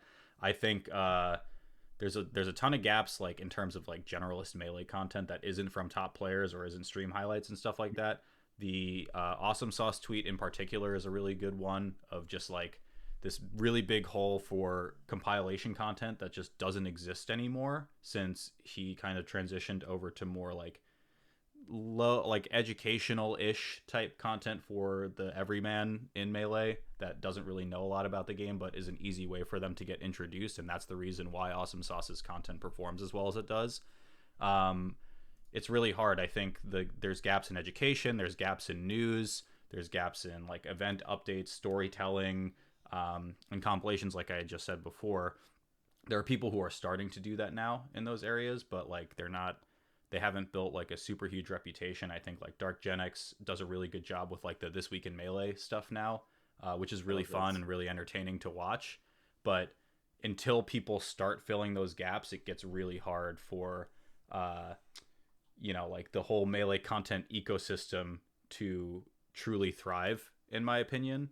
And like kind of a little bit of a tangent, but that's like a big reason why on like my channel I try to do like a lot of different content, because I feel like there's a lot of different content types that can be kind of like filled up in this space and like really kind of expounded on and like going in like super duper hard, because it's like, yeah, I could probably make documentaries and they would perform really really well and like get the numbers, but I think for me it's like I care a lot more about seeing the game and seeing like the community be successful over time, and I think like getting that variety of content is the way to do that. I'm gonna give it a 6. I don't think it's that bad. I think that's probably higher than what I gave it last year too. I think I'm also going to change my answer to 6 as well. I feel like it is good, and I think there are some people that are doing it really well. It's also tricky just because people will have their focuses split in different directions, or maybe like we talked last year, like, oh, the Melee Stats guys have done a bunch of really interesting videos. They haven't done a video for a while. Like I did a video recently, but I didn't do a video for like 8 months, and I was like doing commentary and other stuff, and like there's other reasons for that. But I think there's a bunch of people, like Awesome Sauce hasn't done stuff for a while. I think people just like, it's sort of hard to get everyone aligned, all doing the same stuff, or maybe they're kind of splitting their things from here to there. So I think it's in a good spot. It could be in a better spot, but it's not in a bad spot. With that said, I think we averaged out to a 6.5. We had 2 6s, 2 7s. So let's talk Twitch content. Last year, a big conversation, a big thing that we mentioned was in the era of online tournaments, you got a lot of like tournament runs on people's Twitch channel. Like you'd have kind of Hungrybox or Bobby Big Balls, where it's like, hey, here's a tournament I entered. You're going to see my perspective. And that was something that really kind of grew it. But of course, you guys, experts in this space, can speak a lot to it. I think this is a really interesting developing part of Melee where like it's doing a lot better than it was, say, 2 years ago. What do you guys think?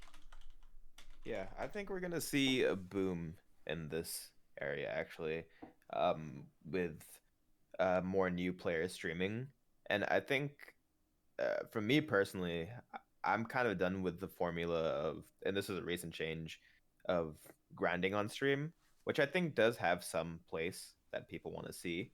But I think it's way more valuable to have like planned content segments, and like it's really interesting when you have a good meta player do stuff like that. I know Mokyu's done stuff like that as well. Um, and I think if we get some of that going among a larger player base, then we're going to see a lot of success in the Twitch content area. Um, I think with events coming back, we kind of have seen, and like fewer online runs happening. I do think that there has been kind of like a little bit of it's been a little more quiet on the Twitch side recently. Obviously, we'll always have Mango doing numbers, which is he's like the Hulk, like in terms of like melee Twitch. So we'll always have that. So it's never like completely dead. Um, but yeah, it'll be interesting to see how newer players um, take on content on Twitch. Yeah. So I right now I'd give it like a 6.5. 6.5. Okay, cool. Moki, what are you Yeah. thinking? I spend obviously a lot of time on Twitch. I watch a lot and I stream a lot, and I'm kind of in Zane's boat as well, where I try to do less like grinding on stream now, but I try to make my streams longer, just because it's my job. So I try to make them longer. So I'll try to do like, for example, like an hour or 2 hours of like more planned stuff where I sit there and I talk to my chat or I have something planned and I do it. Maybe a couple hours where I grind and maybe like a bit where I do some other stuff, which I think is a way to at least fit in grinding while also doing other stuff and whatever. But I think like just in general, I feel like there's quite a lot of space to improve upon it from like everyone's end as well. Because I feel like a lot of the best content creators within Melee that I had mentioned who are making good YouTube stuff, I feel like they are more so on the YouTube side. If unless I'm incorrect, I feel like they're more so on that side. And I feel like the stream side, like I don't know, even like when talking upon or talking about topics and stuff, like I feel like there could be a better job done because I feel like a lot of the time it's like someone's talking about it while they're just kind of like playing, and it's very much just they're playing and they're just giving their thoughts on it, but it doesn't feel as like engaging as something. And I don't know, I feel like there's a lot of job or a lot of room for improvement for streamers to like, I guess, just get better. And I think that we will see it as well because people have been putting in more effort as of recent. I'm kind of in a similar boat. I'd say like maybe like a 6. 6. All right. I think one thing that comes to mind, because I really see it in some of the content you're describing as good, is I remember a while back Toph was talking about Ludwig's rise, and he said one of the things that he liked about Ludwig's stream was it felt like each stream was like an event that you like couldn't miss. It wasn't just like, oh, X player is playing, Yeah. again, like Exactly. this person is playing Melee against some other player. It's more like, oh, they're going to be ranking this, doing that, playing this with that person. And I feel like that's happening more. I can see why you guys would say that could be happening a lot more than it is, because I like, Yeah. the average Melee stream is still going on to someone's stream, watching them like comboing someone and just like chatting about stuff, and not like these maybe more focused, like you don't get the feeling that they had like an idea in the shower and they came out and we're like, all right, today we're doing this every stream. But I still feel like it's pretty good. I was kind of leaning more towards 7, so maybe I'll still stick to my guns and say 7. But I agree that like it would be cool to have people planning out the content a bit more, like really treating it as like an event. I think that would be like a notable thing for it to improve Yeah. on. One thing that I did want to add as well was that Moki and I do it for like Moki's and Fridays and stuff, but I think it would be cooler to see more just cross communication between players. Yep. Like it's severely lacking, and it's cool to see that we have a lot of different personalities that could blend together well, and it's pretty rare. So that's a easy room for improvement. Yes, one Yeah. one thousand Especially percent agree with that. Great point. Es- Yeah. especially because when you do cross communication stuff like that, it takes the load off a lot. Like I could be having the worst day of my life, and I'm like, oh hell yeah, it's Friday. Like I don't even have to try that hard because I'll just make Zane carry the bulk of it today. So it's like I don't know. I feel like it both makes it interesting because you get to see how people interact, which people like. That's why people used to watch all these like Smash Fests and stuff, and they used to get a lot of views, and like that's why people like Summit because you get to see everyone interact with each other. So I feel like doing that stuff would be really cool, and it also is pretty easy to do on the player side, just to be like, hey, let's do this thing. Yeah, You just for do sure. Thank you also to Ginger and All Chat Esports for the raids. Appreciate that, guys. And welcome as well. We're talking about community stuff, and yeah, I think to Zane's point, like about Twitch, Twitch is, or like broadcasting in general. I won't say Twitch because I'm streaming on YouTube right now, but I it's forgot we had both. yeah, I streams know. up. Like people are starting to ask who's talking about this like in chat. No one is messaging this, but I think like broadcasts, like especially with a community that is, you know, as like grassroots and tight knit as we are, it is meant to be used as a collaborative tool. Like you should use that to your advantage to be able to do Moki Zane Fridays, to be able to create the Mango Axe Wednesdays, Thursdays, whatever day it was. I can't fucking remember.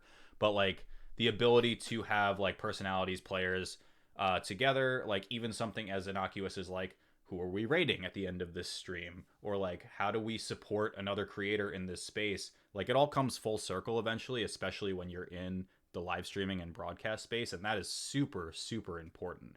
The other thing that I think is really big with Twitch content that I alluded to earlier was the ability, especially with big events coming back into swing, people who either can't make it to events or people who are like supported by big teams like you guys, GG, or Moist, having a co-stream, like an official co-stream that's like signed by the event organizer to say like, oh, you can co-stream this event. Like when Ludwig is able to rebroadcast to his stream and then like kind of give the everyman some type of description of what's going on in a non like melee nerdy way, or have like Slime on stream and the two of them are just like shooting the shit. There's a really big value gain to be had from that, because again, it brings in like people who don't know anything about melee and maybe gets them interested in it.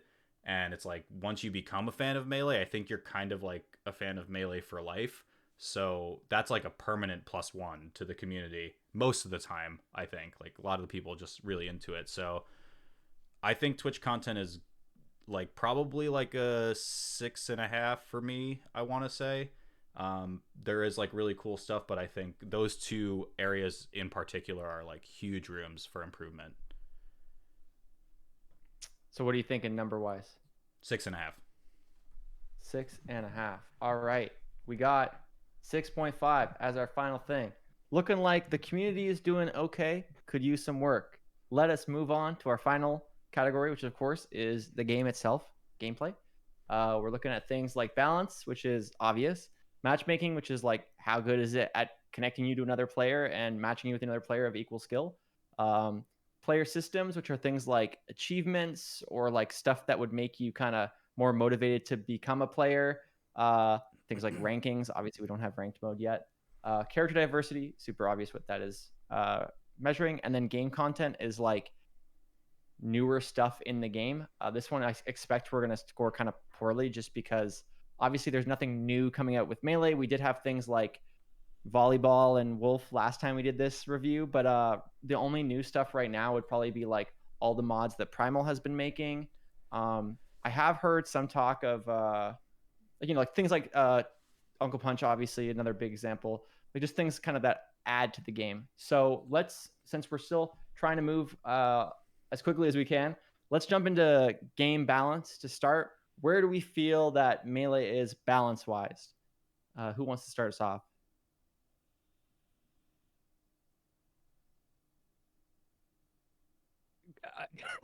All right. Stalemate, everybody. Are we? Do we want to talk about this? Oh, go ahead. I was just gonna say, I feel like it's like, I don't know. it's hard to like put my finger because I feel like everyone has different opinions on Melee, in terms of like how Okay, so I feel like I always hesitate to give a lot of like super um opinions on this kind of stuff just because I feel like everyone's opinion is very different in matchups, like which matchup is good, who beats who, whatever. But I will say I think the balance has to be pretty damn good for the variety that we have been getting as a whole because there's been a lot of variety in characters. It's like, like Peaches have been going really hard at tournaments recently. There's been Foxes, of course, are doing good. There's been a few Mars that are doing really well. Sheiks are on the come up again, and I feel like it's like for the game to have that much like variety, at least as of recent, has to be balanced like pretty well. I don't know. To put a number on it, I think it's like obviously there's stuff that could be done better, but I think I don't know. Maybe a 7.5. I feel like it's pretty overall good. Obviously, excluding the fact that there's like half the cast that no one really plays. Fuck those characters, though, right? Yeah. So yeah. Don't start. Yeah, fuck Mario particularly. Well, you were gonna say something before kind of Moki jumped in. Yeah, I was just like wondering if it's like, do we consider balance like from the perspective of like the tier list, or do we consider balance? And I think you kind of answered it with your message in the YouTube chat of like characters that are starting to perform well, which was kind of the point that I wanted to get at as well. So yeah, we will hit character diversity as well, which is just like which I think is probably going to score quite well because of where things are. Balance is also just like, do you feel like you have to play certain characters otherwise you're fucked, or like that kind of thing, like Yes. does it, like obviously no one in this call is going to be like, bro, I can make it with Bowser. It's just let me show you. Like there's of course a limit to balance, but I think like personally I would rate this like a 9. I feel like it's even better than it was last year. I think like it feels like a really sizable chunk of the cast is viable. It actually feels like more viable than last year. Like Laud is being like, yo, Peach is really good, and there's still a ton of development for Peach to be really good. We have Leffen saying that he thinks Sheik might beat Fox. I don't know about that, but like he's saying it. Like I feel like everyone already knows some of the good characters like Marth, Fox, and Falco are really good. And it feels like people are starting to consider that like maybe other characters are really, really good, and they're all just really good and in the least articulate way. I think balance is really, really good right now. Jeez, that's terrible. So I like it. I'm thinking 9. Zane, what are you feeling? I'm feeling a 10. Like, Ooh. Yeah, there's, I don't know. It's just like I'm never like playing a match and being like, unless I'm playing like a low. Sorry, Walt. If I'm playing like a lower mid tier. Yeah, well, had to happen. I'm never like at every like major tournament I go to. I'm never like, yeah, that was bullshit, or like I don't know. I feel like that's a metric in my head, where it's like I play other games. Yeah. I play Mario Party and I get like a Wheel of Chance or whatever. I'm like, okay, yeah, that definitely wasn't balanced.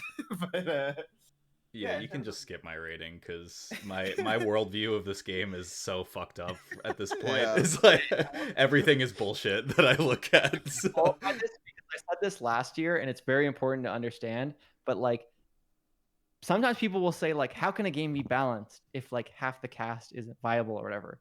And it's important to remember there will always be good characters and bad characters. Like, let's say for example, you are the best. This is literally what I said last year. Worth repeating. If Rock is the best character in the game, like Scissors will become slightly worse because it just has like a natural disadvantage to Rock, and then Paper will become like slightly better, and then over time, like there's just always going to be this like there's never going to be everyone is just equal all the time because maybe you get more Rock players, and then therefore we see more Paper players pop up, etc. And in Melee, I think even if we have a good chunk of the cast that isn't viable, it doesn't feel like the people who are playing Peach, Sheik, Falcon, like all these characters that aren't Fox, it doesn't feel like they're like shooting themselves in the foot at all.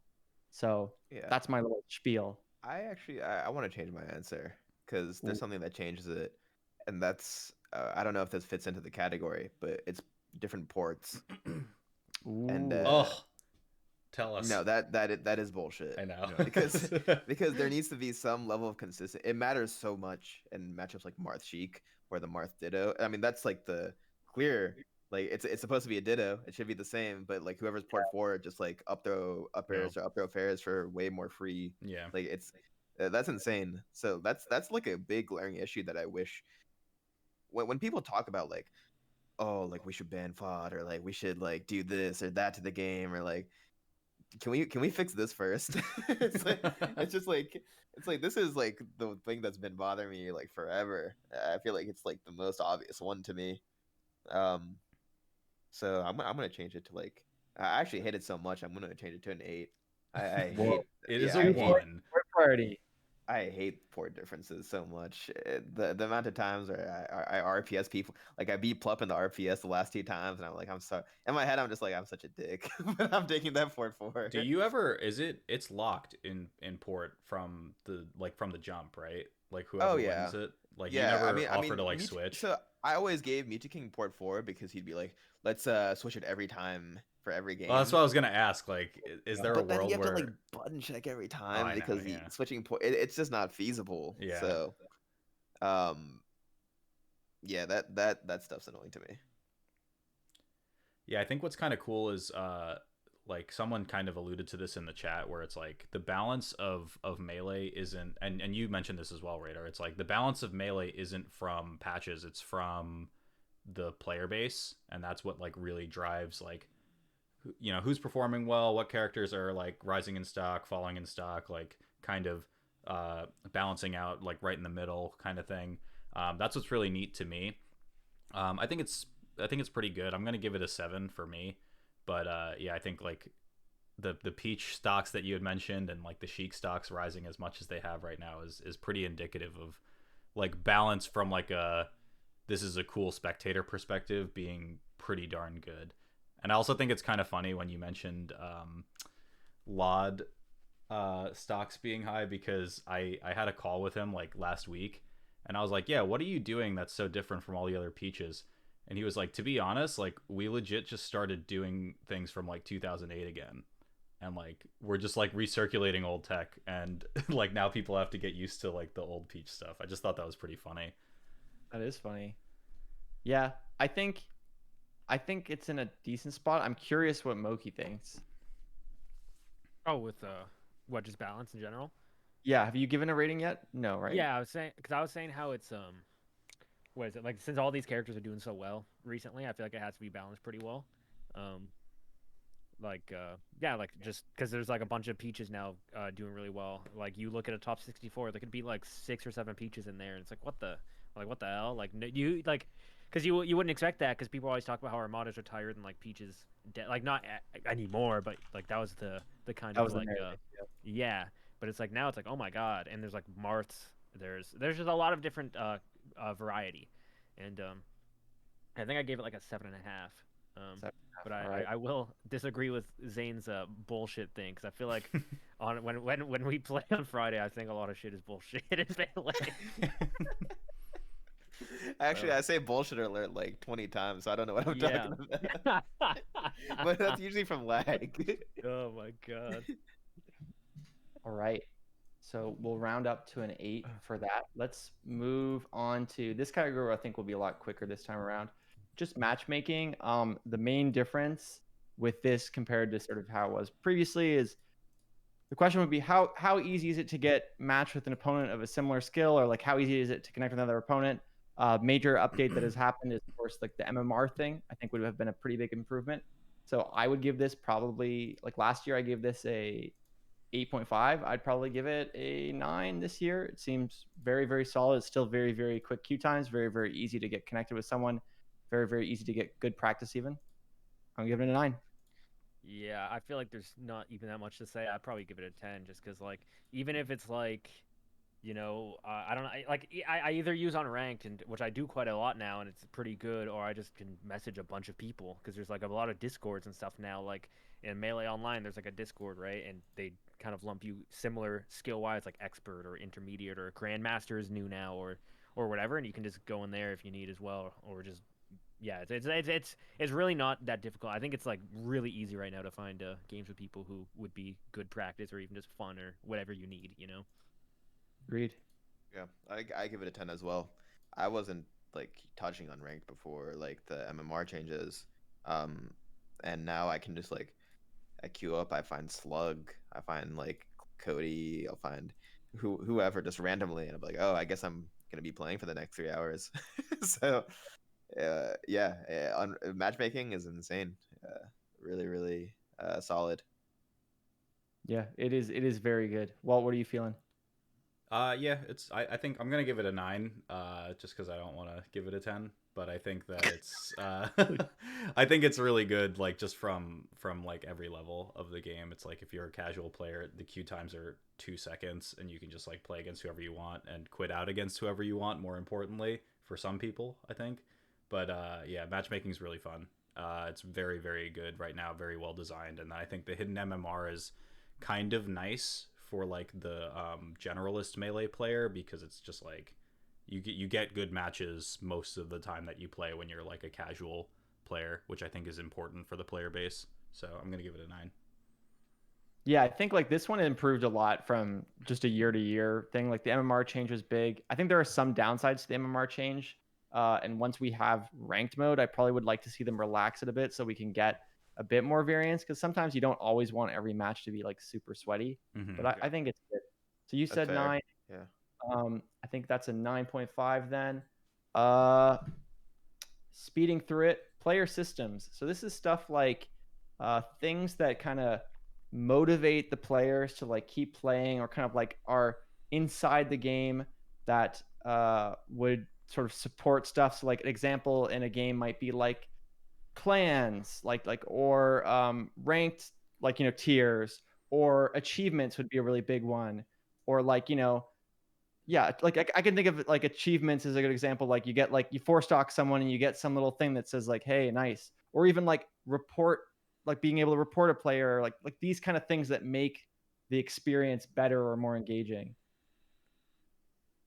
I feel like right now it's actually kind of low. Um, Yeah. because like the rankings are coming back, but like even there was like some weirdness I think a bit about them. And then like last year, like there was like online not counting or online counting or whatever. There's like the rankings have had a lot of like weird asterisks I think next to them for the last couple years. So it's like there's not too many rankings, and then there's not even like the ranked mode at the moment, obviously that Fizzy's working on.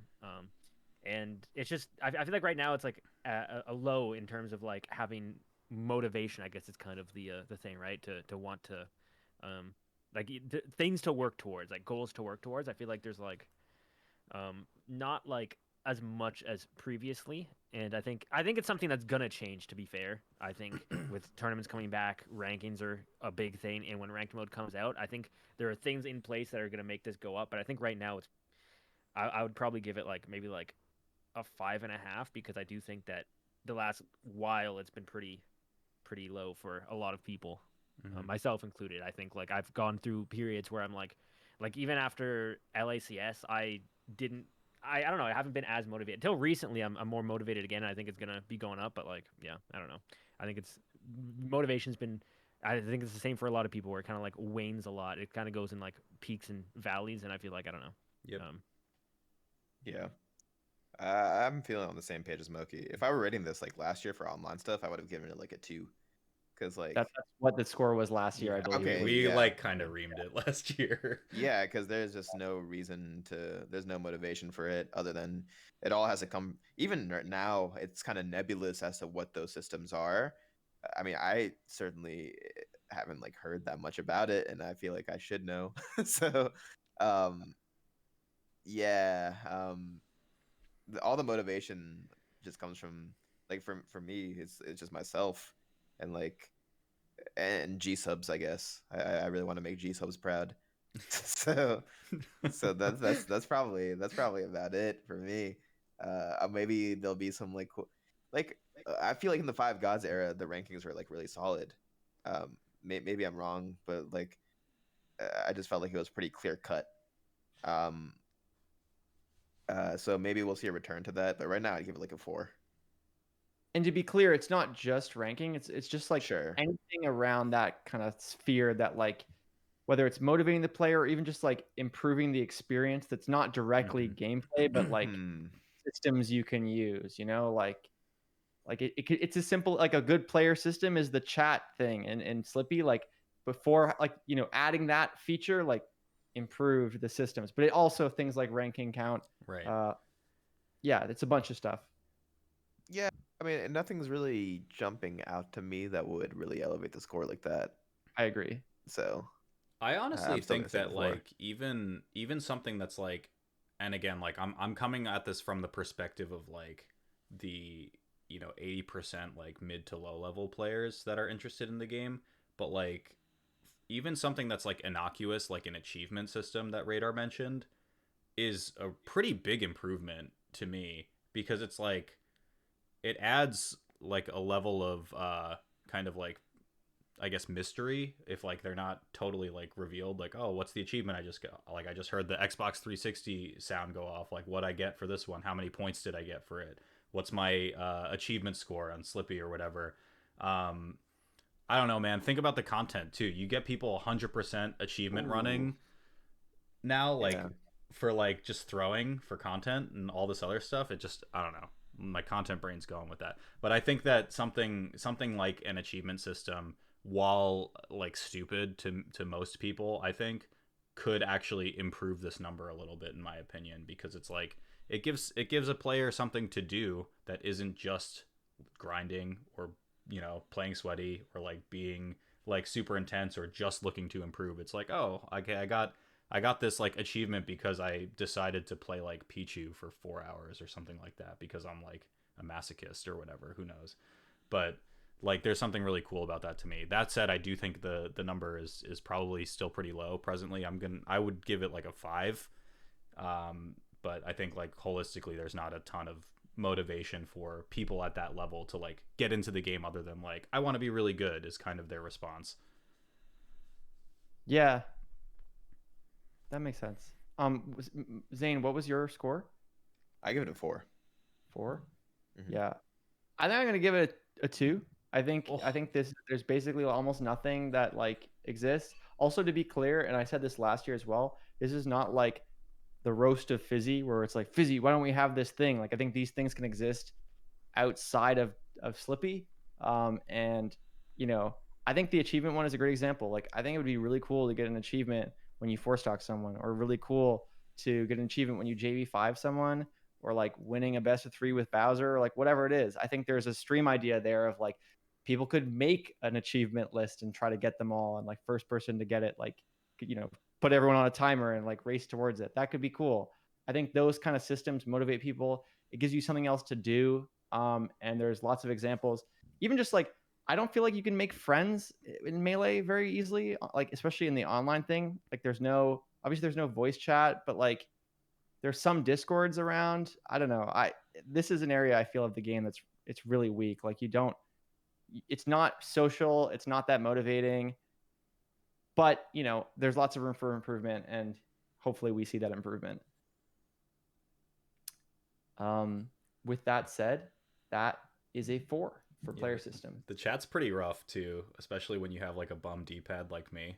Like Me too. Oh, Mine is shaved. I So still I have accidentally I still have the clip when me and Moky played, and I just wrote like one more, sorry, and then quit. It's like, because I was like, fuck, I meant to say like GG's the whole time, and then just like quit because I was so embarrassed.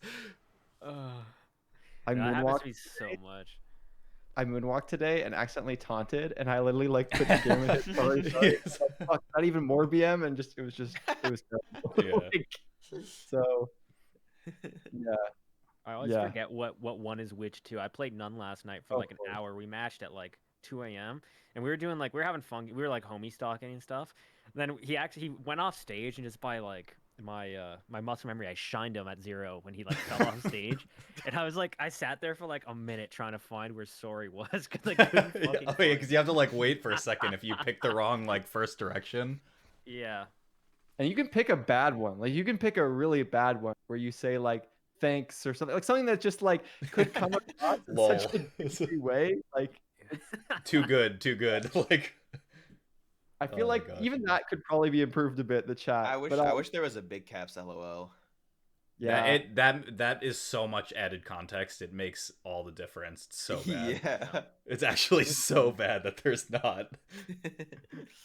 I think it's tricky. So character diversity. I think we can get through this one fairly quickly. Walt, why don't you talk to us? What's your score on character diversity in 2022? Yeah, this is like really high. This is I think at least a 9 in my opinion. What was it? There was one Fox in Genesis top 8. There were like, and now we're in a world where now there's like 8 different characters in top 8s of majors, which is absolutely nuts. Like we still have the Amsas of the world. We have the Peaches on the rise. We have Sheiks now who can like really go the distance, or like people with pocket Sheiks, which is really cool. Fox Falco still obviously exists in some capacity as well. Yeah, diversity at the highest level is really, really good. And then I think even at like mid level, it's solid as well.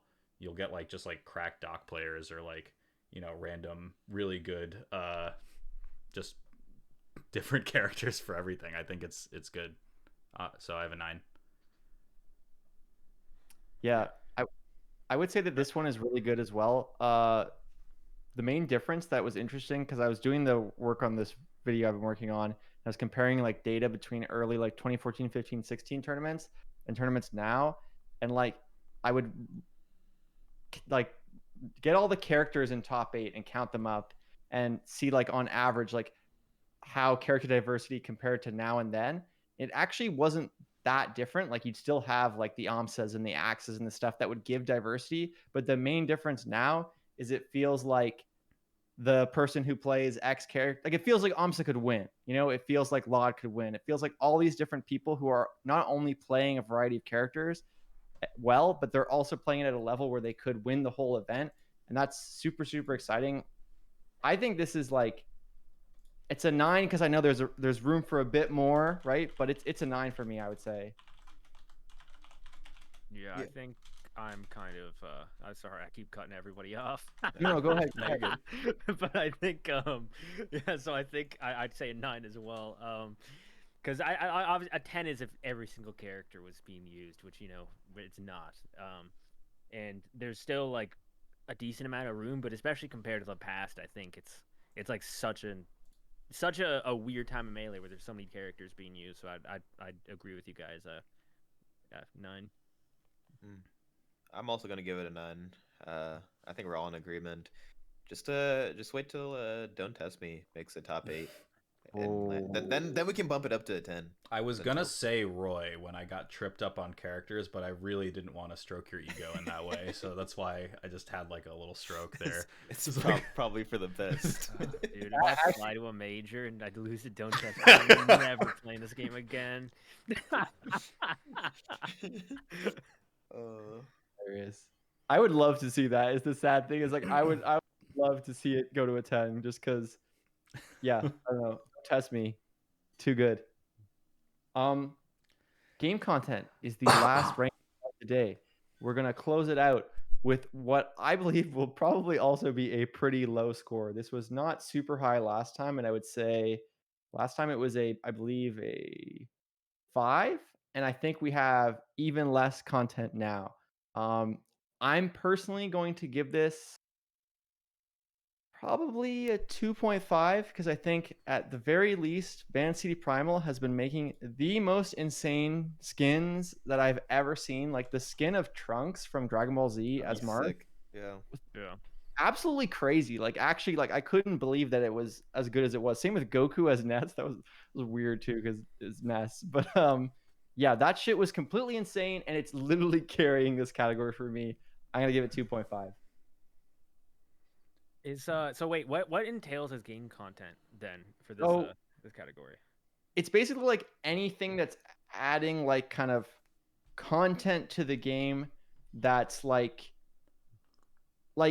so like something like a skin, like, you know, like let's say for example, like let's say this was a typical game like Overwatch or League or something. You're playing Overwatch, they have an event, they release a bunch of skins. That's new content. They have like a new stage or a new map.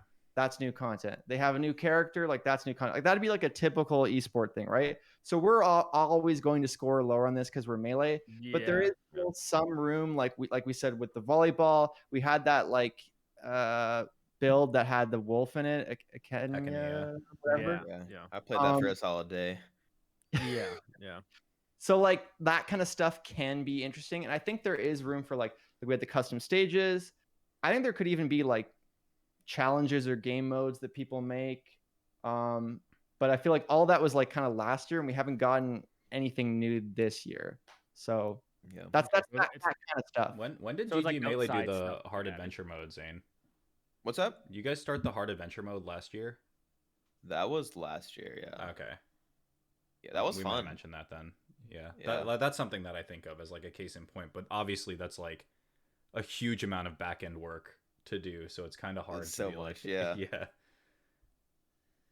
Yeah, I think Vancity is like kind of putting this category on his back as well. It's hard because it's like understandably so. I think he wants to be like pretty low key about some of these mods and things like that. Yeah. So while they are very cool, and I know for a fact I said this when we had Aiden on, but it's like it really is a shame to me because I think that there is so much in the world of like event promotions and marketing that you can do with something like what Vancity and like other folks in that space create, to be able to have like theme stages with like the event logo on like the Pokemon Stadium ball, or like, you know, theme skins for like your teams, Golden Guardians, Moist, Cloud9, whatever they are, that you can wear in game at your event. You know, even like really bringing it down to like a granular level of like microtransactions of a thing where it's like you can buy this skin and like support your favorite streamer or some shit like that. There is just so much untapped potential when it comes to this category, so it is like really heartbreaking to me that it is as low as it is. So it's like, I think in terms of like the quality of the game content, it's improved from last year, largely because Paul is just making a lot more stuff and it's really high quality. So I'm gonna give it a 4, but I think a 4 is pretty goddamn generous.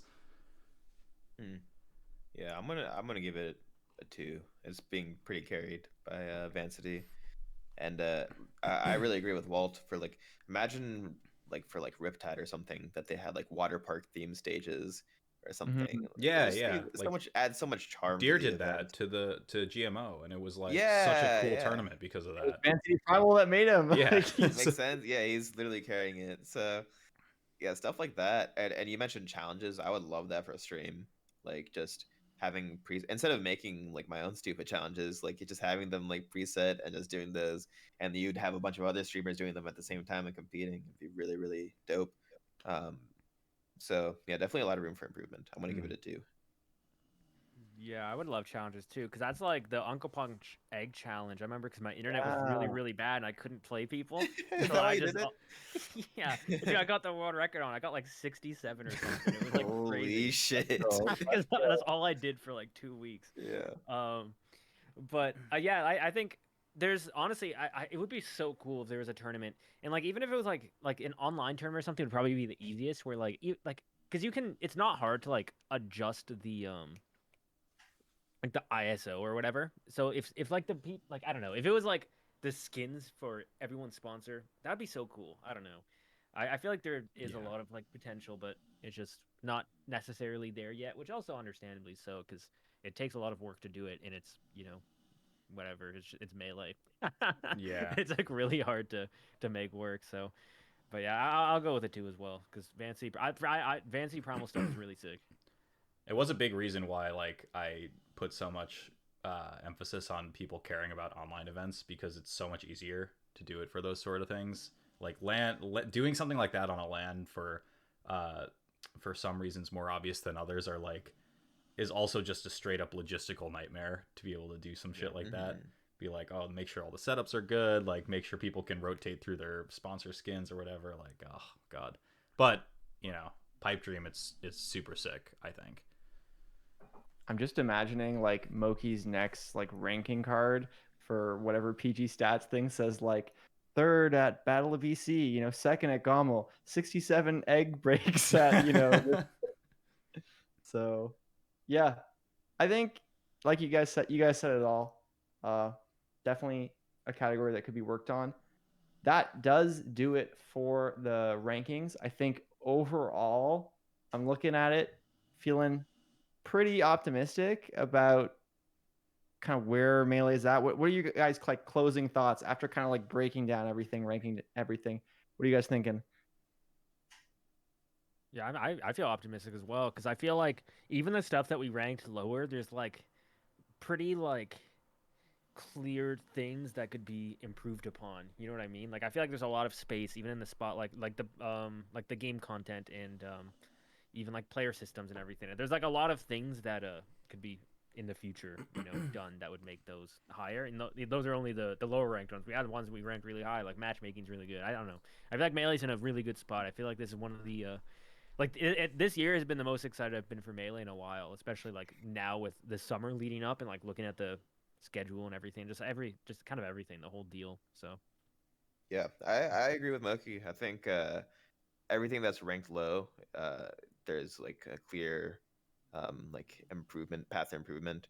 Um, and then like there's already so much good about the game and the state of the game. The only thing that makes me sad is like the path to pro stuff. Because that when talking about that, I was like, yeah, that actually is just. I mean, how do you make that better with melee? And maybe there are some solutions, but um, that's the one like discouraging thing. But there's so much going for the game otherwise, so it's encouraging. Walt, what are you thinking? Yeah, it's good. I mean, there's very clear gaps, but like I don't think we would be sitting here talking about how awesome this game is if we didn't think we were in a really good spot right now. So um, I'm excited for what happens next for the game, and I think the future is looking really, really, really good, especially once like lands fully come back into the swing through the rest of this year. But yeah, certain things like definitely need some level of improvement. Exactly how we get there, I'll leave to greater minds than ours. Sounds good. Well, I think now's as good a time as any to wrap up. Obviously, we did go a little bit longer than we planned, but I think overall we kept it pretty tight for time. Hopefully, I didn't cut people off too much, or it's always tricky to some of these topics you could go on for quite a while. But Zain, Moki, thank you so much for joining us. Walt, thank you for hosting together. I think we're going to be doing another episode Battle of BC preview. I don't know if we have the date for that, but we are going to be doing more podcasting stuff. So we got that to look forward to. Walt, want to close this out? Anything else to be said? Yeah. Thanks again, guys, for joining. I don't know if Yeah. you guys have any shout outs you want to thank sponsors, folks, friends. And then because I am streaming on Twitch as well, let you guys point to who we want to raid. So take a quick think of who you want to throw these numbers at. Okay, I think I know who. But yeah, shout outs. Thanks for having me, first of all. It was a lot of fun. I had fun last time, had fun again.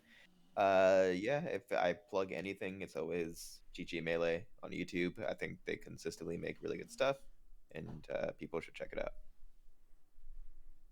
yeah, thanks for having me as well. I always love doing stuff like this, especially because I feel like doing podcasts where there's like a little bit more of a twist on it is always like really interesting. So I appreciate you guys doing that.